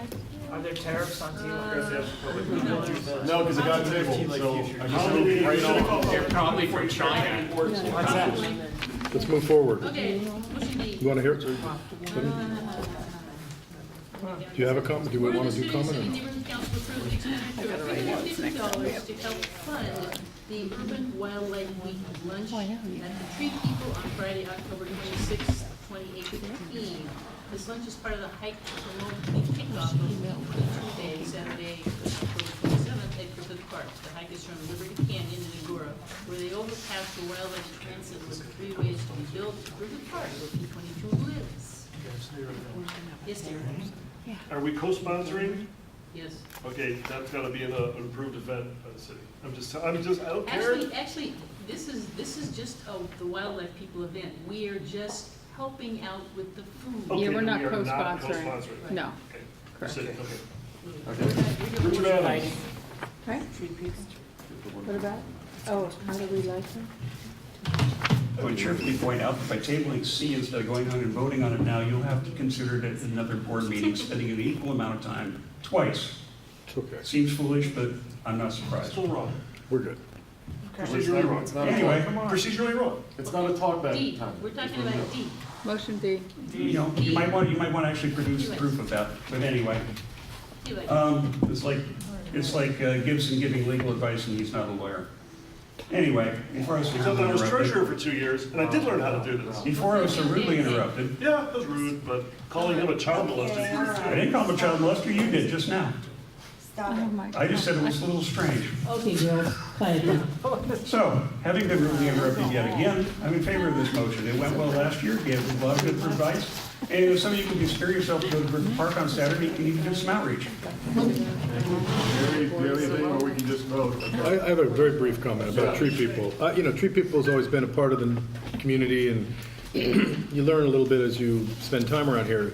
Cindy Montanez has become the head. She ran against Neri Martinez for city council. And yesterday, or a couple days ago at the county board meeting, there's a big new tax being planned for the ballot called the Clean Air and Water Act to deal with water infrastructure. And Tree People came out in force to support. So I've noticed that they've become kind of a political arm of our city, just for the record. And I am happy to support providing lunch for that group, but I just want to be clear about I think the that. location's there, but I Yeah, don't think they're it's nothing to supporting do it. with Tree People. It's the Urban Wildlife Federation. Yeah, is the sponsor. the Oh, location's okay. gonna be there. Oh, well then I Tree thought that People, too. let's just It's take a just a moment venue. to slam Tree People down once The again. naturalists from the Tree People chapter. It's All right, does anyone else have any, or we can just vote? We can also just vote. Yeah, please. Okay. Please.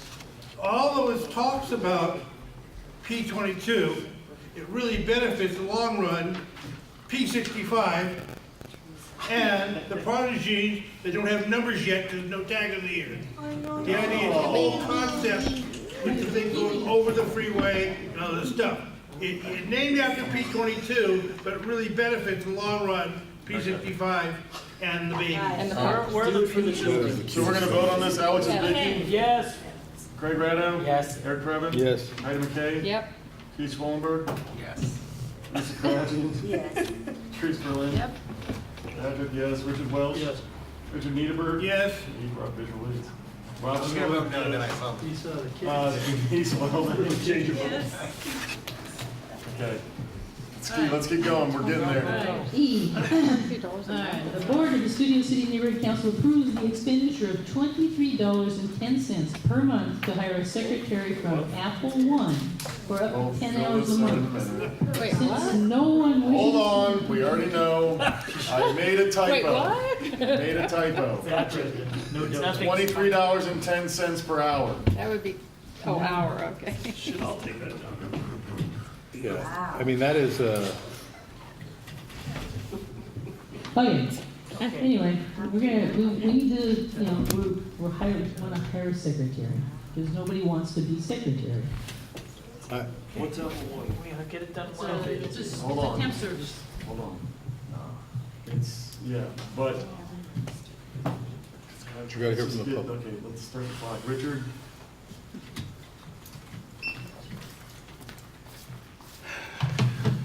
Nobody wants to be secretary. The bylaws are quite clear. The board secretary, corresponding secretary have to be a board member. Now, Dunn may have told you, oh yeah, sure, it's totes okay. They're not lawyers, they don't know. You might even get the city clerk to buy off on this. But when it is brought to the attention of the city controller that we're spending city money to do things that are supposed to be done by board members themselves because they're too lazy, as you admit here, to do the jobs that they were elected to and that they wanted to be seated in, but then found out, oh my God, it's really work, it might get kicked back. Then one of you is going to have to suck it up, be an adult, and do the work. If you're looking for somebody, look in the mirror. I volunteered to do the work, but no. Y'all want to play Mean Girl junior high school games. Congratulations. Okay, just clarifying that real quick, I recently had a meeting with the president of NoHo and Toluca Lake, and they both happen to use the same pay secretary. There's one lady, and she does it for a couple of neighborhood councils, so she knows the system inside and out. And apparently the city hasn't caught on to Toluca Lake and NoHo using it yet, so I have a feeling we'll be okay on that.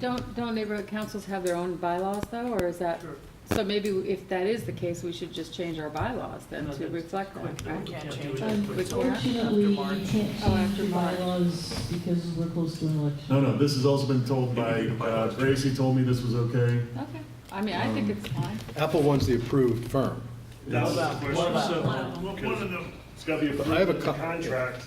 Yes. If it's a contract, contract has to be approved by the city. Yeah. I have a, Barry, hold on. I just want to say, you all approved money for election outreach in the coming year, and I certainly hope that in whatever you distribute about the duties of board members, that you include the duties of all the officers, particularly the two secretaries, so we don't get to this point in the new term next April.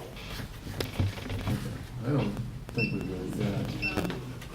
Eric? yeah, I mean, this does not make me that happy because I think that we have made great progress at narrowing and defining what the roles of the various pieces are in the, you know, this new regime. And whereas I don't mind deploying some resources for help, it's hard to imagine, since we're doing, the chairs of the committees bring the material, it's really just kind of clerical, and I didn't know that there's an expert in neighborhood councils who knows how to do that. Maybe that makes sense, but how could they spend 10 hours doing what? There's 6 agendas a month. It's up to. So how have you? Well, they have to come to the meetings and take the minutes. That could Well, be they're not 3 or going to 4. be sitting in the same role of No, secretary. because we've actually been told that video will count as minutes. Oh, okay. Yeah, but I know. It just upsets me. I'll tell you why. Because people like yourself and others spend an enormous amount of time as volunteers, and what's different about this particular person is that they're being paid $25 an hour, which just makes it's a strange dynamic in our neighborhood council, quite frankly. Now that said, maybe we can use it sparsely and decide we don't need it. Maybe somebody will volunteer once it's made clear, because I think one of the key points, I think you made it, is we need definition of what these responsibilities are. Because of the system being closed at the top, and I won't go into my bylaw spiel, you know, people are not clear about what the roles are. And now there's more clarity. I think Mr. Cole did a very short email that was amazing that shows how simple it is. So maybe we don't need it as much as 10. Working a lot of this month. Yeah, I thought you did a great job, but I'm pointing out it's very clear now, and it's getting clearer. So I hate to jump in, hire someone to just take our money, you know, if we can do it ourselves. But that said, Does anyone else have anything on this? Yeah. Yeah. Well, I understand what you're saying. You know what, we were hired by stakeholders to do a lot of things. And I believe something that could be relegated to somebody else that isn't germane to what our actual representation is, I think will help us be better reps for our seats. So if we can alleviate some of that responsibility, and look, the budget for $2,300 or whatever is maybe $2,800 a year maximum. You know, I think since we have that money, why not? And other boards are doing it. I think it's a great idea. I'd rather focus on the issues at hand right now than diverting time towards this. So I support it. Anyone else? Yeah, just to tail onto that, I agree with Alex. Look, we don't pay rent for our facilities or nominal. We have very low expenses and overhead. This can either help us through a transition. Maybe we don't end up using it for any length of time. But it lets us focus on maybe the things that we really ought to be focusing on rather than doing filing and doing paperwork. I think that's a good thing. Okay. Anyone else? Denise? Actually, I have a problem with spending the money. We're supposed to be doing grants and other funds, and we're taking money away from a possible grant or fund that is for the benefit of our stakeholders, not the benefit of us per se. But that is indirectly. Yeah, not like particularly like hiring outside, but I tried being corresponding secretary for a while. It really, really was a huge amount of time. It makes you crazy. Makes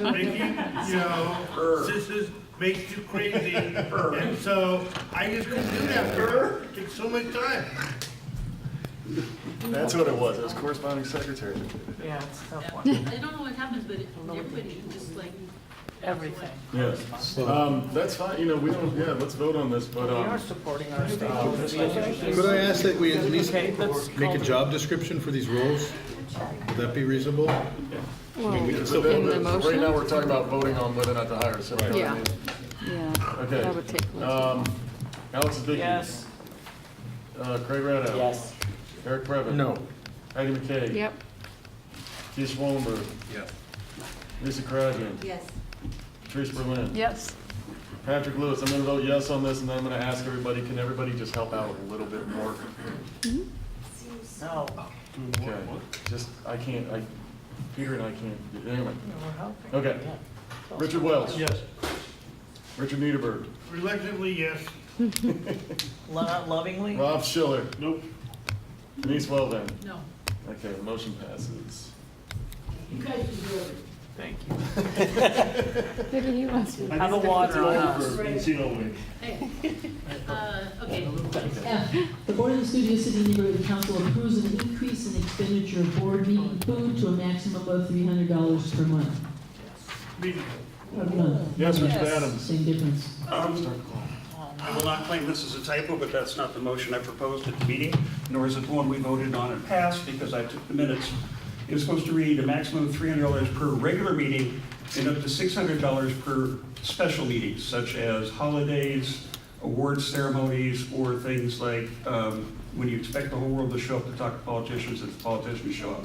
It would be at the discretion of the president for them to decide, A, where the money is going to be spent, and B, how much should be spent. But 2 years ago, you passed a motion for $250 with no play in it. And having been involved in purchasing the food for the last 2 years and getting it here, with the change, with the obviously ongoing increases in food, especially prepared food being purchased, I believe that this board needs to give itself the leeway for the president or their designee to have sufficient elasticity in the budget to do what needs to be done. As you saw the other day, you ran out of food at one meeting, and that never looks good for the staple. So, Thank you. Richard Adams. Eric, anything from anyone? It's up to 300, right? Do we want to do, now that I think about it, we did pass up to it was 300 for a regular meeting, up to 600 for a bigger meeting. That's correct. If we have like a Harvard Westlake thing coming up, or if we have, Wedding. Craig wants to. Or an election outreach or something. So FYI, the food for tonight was $220. Yeah, and It was a I've nice been, amount. I've been talking to a lot of. Yeah, we don't need to spend it all. Yeah, it's good. I enjoyed it. going last time. Good. All that was cheap. I mean, I don't, you know, in terms of financial oversight, if I may just speak for 1 second, I'm no longer on the budget committee, so these things will just happen, and then it will show up on a board agenda, right? Because it's kind of hard to, you know, maybe there should be, before giving authorization to up to 600, we should just have to vote on it. I mean, is that so I think impossible? that's what we're voting on, is that it's like a pre-authorization. Right, and I'm wondering if that's a good idea, because, you know, then you just don't know. I mean, what makes it, how do we decide it's a big thing? Just a few people decide? But how do you know There's still an audit. who's going to be there for that meeting? Yeah. It's just that it gets to be a big event with $600, and what is the, Well, up to 600, we probably aren't gonna Okay, spend. so Denise, can we change, we're gonna change that. I'm not for. Let's change that wording, yeah. Yeah, to 600. Yeah. Up to 600 for special events. We're talking like. It's kind For of special events, and just you don't put, know what's going to be on put the it, special. Special meeting, or, It's going to appear. Anticipated high turnout meeting. $300 per meeting and up to $600 for a special meeting. Regular meetings, special meetings. okay. Yeah. Everyone got that? Let's Yes, vote. love it. Mr. Ellison Dickey, Yes. Craig Rado, Eric Krevin. No. Heidi McKay. Yep. Keith Swollenberg. Yes. Lisa Cradjian. Yes. Patrice Berlin. Yes. Patrick Lewis. Yeah. Richard Welsh. Do it. Richard Welsh. Richard Lieberg. Yes. No lobbying. We're voting. Rob Schiller. Yes. There's Denise no lobbying Wilson. at all. All right. Okay, let's keep going. Okay, G, the Board of the Studio City Neighborhood Council approves the expenditure of up to $1,100 for homeless related outreach, printing local flyers, Facebook advertising, and community requesting volunteers to help build homeless kits. Why are we doing another love? We have Keith, you want to do the? some questions about this. Sure. Kids. Yeah.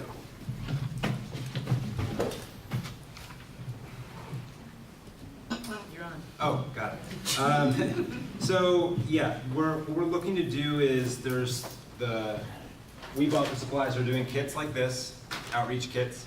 And we want to hold an event in the end of August, August 25th. And the church is willing to, on Colfax and Moore Park, is willing to host for doing a kit build event for free to use their venue. And so what we'd like to do is to start putting the word out there that we're going to be doing this event and it's family friendly and we want to be able to market that. And then pairing with that, I did some preliminary meets with Richard Welsh and some other community activists who are already doing lots of homeless outreach in the community. And there's a wealth of resources, and they have it kind of taped up on the wall of at that church where he's the director of the food pantry. He came and spoke with. And so what we were thinking as part of doing, when we want to eventually do volunteer outreach, we want to make a pamphlet that has kind of specific valley local resources, because a lot of the stuff that the city provides is like extreme, it's like for all of LA, and it's very broad. And we think that there's a lot of stuff that the city wouldn't necessarily point out because it is run by the Catholic Church in North Hollywood, or a private nonprofit that's working in Van Nuys, and we want to point out like where these different services are available. So that's the creation of a flyer, and one of the people who is going to be joining the committee does design for those types of things, and so we were hoping to get a little bit more for her time to, I don't know if any of you have put together something like that, a brief flyer. It's time consuming, Greg probably knows about that. And so I wanted to look nice, and the whole committee is going to work together getting the resources listed and deciding what we're going to list in there, but we wanted to make sure that it looked nice and it was something that worked, something that folds up, that you put in your pocket, that you could use as a conversation piece for doing that. Long story short. This is an example. Is that one that we made? Something like that. It's something we bought a bunch of supplies already. How much did we spend on the supplies? Like 4,800? About $700 is No. No, way more than 700? On one About item? 4,200. 7,000 I'm was sorry, approved, yes. and you spent. We only spent about 4,200 out of 7,000 approved. So is this intended to come out of the 7,000? No, because that's money that went to the Sussman Memorial Fund. Went back to the city. Yeah, we shouldn't get rid of it. Yeah. Well, are we Okay. public? Yeah, Any Richard Adams. questions?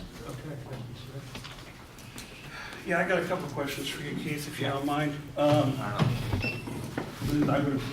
These came up at the budget meeting, but you were out of town, work, I understand, you used to have a job.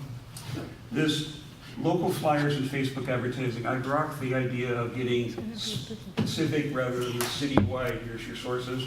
Can we work with the council office to get that information, extract that information, and possibly even artwork from them, which would cut down, because that was what was brought forth in the budget. A lot of this was for layout and design and everything. If we don't reinvent the wheel, that's more money you can plow into doing the stuff you want to actually do. So that's a polite suggestion to you for that. And second of all, how are you planning on packing those kits? Are they going to go out in Ziploc baggies like that? Or something similar? Because if we're handing stuff out, I'd likely suggest that we find some sort of biodegradable product, because let's face it, more plastic bags blowing around the city we don't need. A lot of it's going to wind up in the river. So let's be cognizant of all those things and try to avoid creating more trouble we're trying to fix trouble. Anyone else? Anyone here? Anybody on the board? One thing I asked the committee, your homeless committee, I often bump into homeless individuals like this morning, and I copy you to an email. It would be nice to have almost like a cheat sheet for myself of what resources at that moment I could guide them to, or phone numbers that I could give to them. Yeah, so two things. I reached out to the mayor's office. They have this great card that currently has the wrong number on that, but they're reprinting them. So I put a card like this that is really for people like you who want to just be able to point out what That would be very quick helpful. sources, very small. We want to do the Boy Scouts and Girl Scouts have volunteered to our committee to help pass these out to business owners on Ventura Boulevard, because we had a lot of them at the meeting that were upset and they didn't know necessarily what to do, and they interact a lot with people who are experiencing homelessness. So I got a commitment from the mayor's office that by our event, we will have hundreds of these to give to our volunteers and then also do outreach. But I do want to point out that I think it is important to have something that is a local services, and it's so when I did outreach like this in Silver Lake, having that pamphlet was so helpful, because it's and same thing with the kids. It's a conversation piece, and you learn a lot about the person. And when you're talking with them, instead of just like, it gave me okay, this person's a veteran, for instance. Just like our new board member was able to get them help, like you have the data right in front of you. So if we have a volunteer of like 10 or 15 people, we can't expect them to know what the plethora of things that are available. The pamphlet helps, organize that. Great. I'm not for spending money for someone I think it's a lot of money to come up with a pamphlet, but I like the pamphlet idea. I respect what you're doing, in your work, and we did not spend the full $7,000 last year, so I'm for this expenditure. Should we vote? Alex is Vicky. Yes. Craig Ratto. Okay. Eric Crevin. It's very hard to vote because there's not another choice of less for this, because we've done a lot of outreach for a lot of events, substantially less. This is one important meeting. That's So is that two? Let's see how it goes. I'll vote in support of this, but Heidi McKay. Yes. Keith Schwellenberg. Yes. Lisa Cradgen. Yes. Patrice Berlin. Yes. Patrick Lewis, yes. Richard Welsh. Yes. Richard Niebuhr. Yeah. Schiller. Yes. Denise Welving. Yes. Okay. Thank you. Okay. Moving on, H. The Board of the Studio City Neighborhood Council approves the expenditure of $214 to HostGator for 2 years of website hosting of our new website. So we just go to vote. 214 for the whole year? 2 years. For 2 If years? you, if you, if you sign on for a long time, you get, Come on, guys. Yeah, guys, this was, sorry, Richard Adams, go for it. Yeah, Minute. correct me if I'm wrong, Patrick, but at the committee meeting, you said this was a significant reduction over what we're spending now. Apparently, it's a well-known company. It's $107 a year. It's less than $10 a month. And let's face it, our previous web hosts, suck bowling balls to drive you tubing tied up in knots and heat seal to both ends. Go for this. Cool. Yeah, this is, guys, Peter Cole and I went through a lot of different places on this. We're currently spending $200 a month. This is $214 for 2 years. Oh my God. So. Do we have to have a contract, the city approve this contract? We no longer have to have, this is the thing. Actually, we have been freed from the 6 months. Well, yeah, they'll have to do it, but it's not one of those approved vendor things. Great. All right, let's vote on that. Alex and Vicky. Yes. Craig Radow. Yes. Eric Previn. Yes. Heiner Kay. Yep. Keith Schwollenberg. Yes. Lisa Karagian. Yes. Teresa Berlin. Yep. Patrick Lewis. Yeah. Richard Welsh. Yes. Niederberg. Yeah. Robert Schiller. Yep. And Denise Wellman. Yes. Okay. All Let's right. get out. We're almost there, guys. The Board of the Studio City Neighborhood Council approves the expenditure of up to $400 per quarter, which is about $133.34 per month, for website maintenance. So this is instead of Web Corner. Yes. Yes, this is Richard Adams. Yeah, and by website maintenance, they mean security monitoring for trying to repel or stop DNS attacks, phishing attacks, deliberately misrouted links, and all the other malicious things people can do. If the website goes down, they figure out how to bring it back up. Once again, these are things our previous webmaster couldn't, wouldn't, and didn't bother trying to do. This is a reasonable amount. It gives us quality work, and somebody who monitors our website for us 24/7.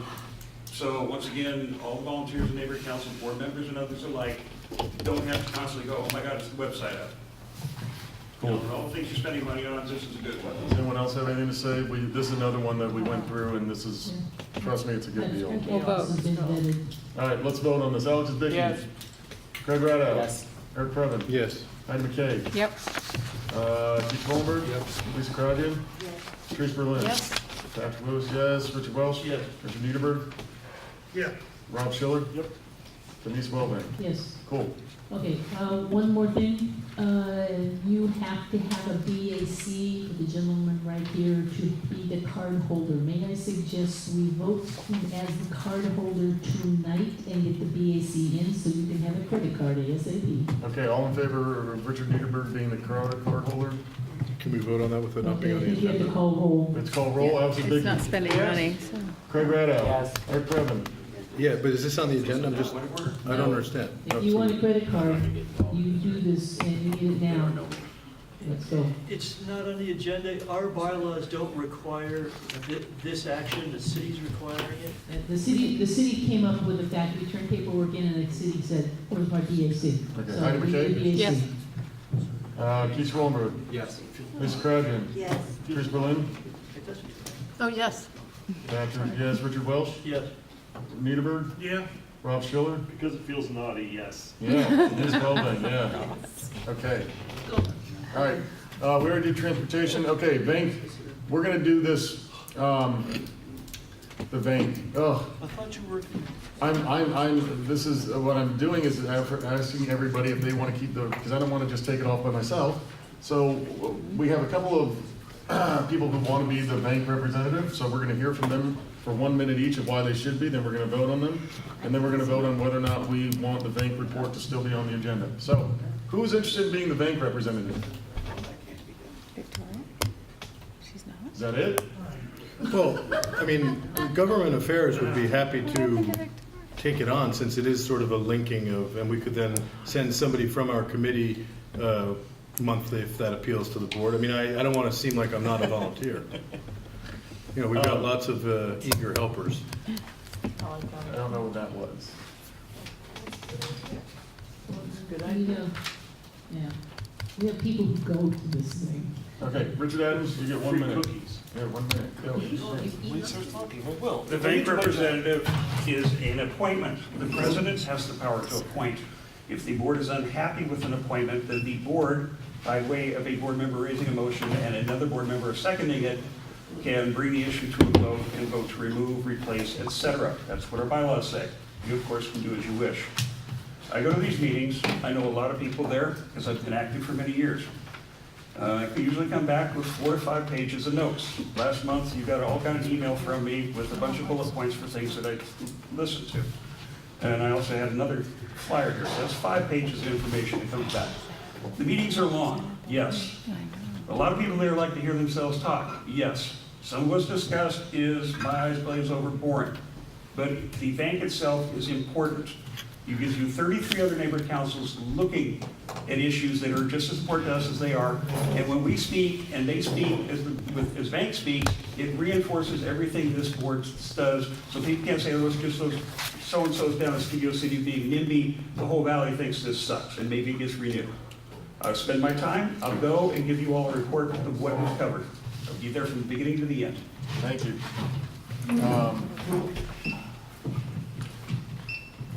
Who's, well, no, because it's not, this is a kind of informal, just, if you were me, who would be in favor of appointing Richard Adams the bank rep? I was, he wants to go. Yeah, he's hardworking, he's very educated, Handsome as hell. handsome as hell. I mean, I'll address it. I think Richard has done a good job of reporting on Vank, but I do think that, for various reasons, it might be appropriate to have it be a job share so that we could hear, because Richard contributes an enormous amount, and we're very appreciative of that. But, sometimes it's good to hear from some of the other voices, and so I would just say without disrespect. We didn't have anyone else offer. Yeah, anyone No, else? I offered to Richard take it on to Neighbors. GAC. We could have a GAC I representative. don't bring opinion. So are you offering to be it too, Eric? As I said, the GAC committee would send a representative to the bank meeting once a month, if that appeals to the board. These are committee members who I've listed, but there'll be more, because it will probably change, but that's the proposal. So why don't we ask Richard to do it for right now, and then when we have our government affairs meeting, So, okay. we can see who would volunteer to do that. Man, and so as share. of now, Richard Adams, you are the. Right. Then our previous agreement, we agreed to an email still stands, and I will type up a report and get it to you folks this week of what was covered. Okay. We heard cultural affairs, we heard outreach, land use, Richard, let's passing. Closing comments from the board. Eric Previn. Thank you for your interest in city government. No, Patrice. No comment. Heidi. No. Craig. It's always great when we can talk about issues devoted to and focused on Studio City. Let's keep it up. Craig Rada. Mark Schiller. Studio City, all the way.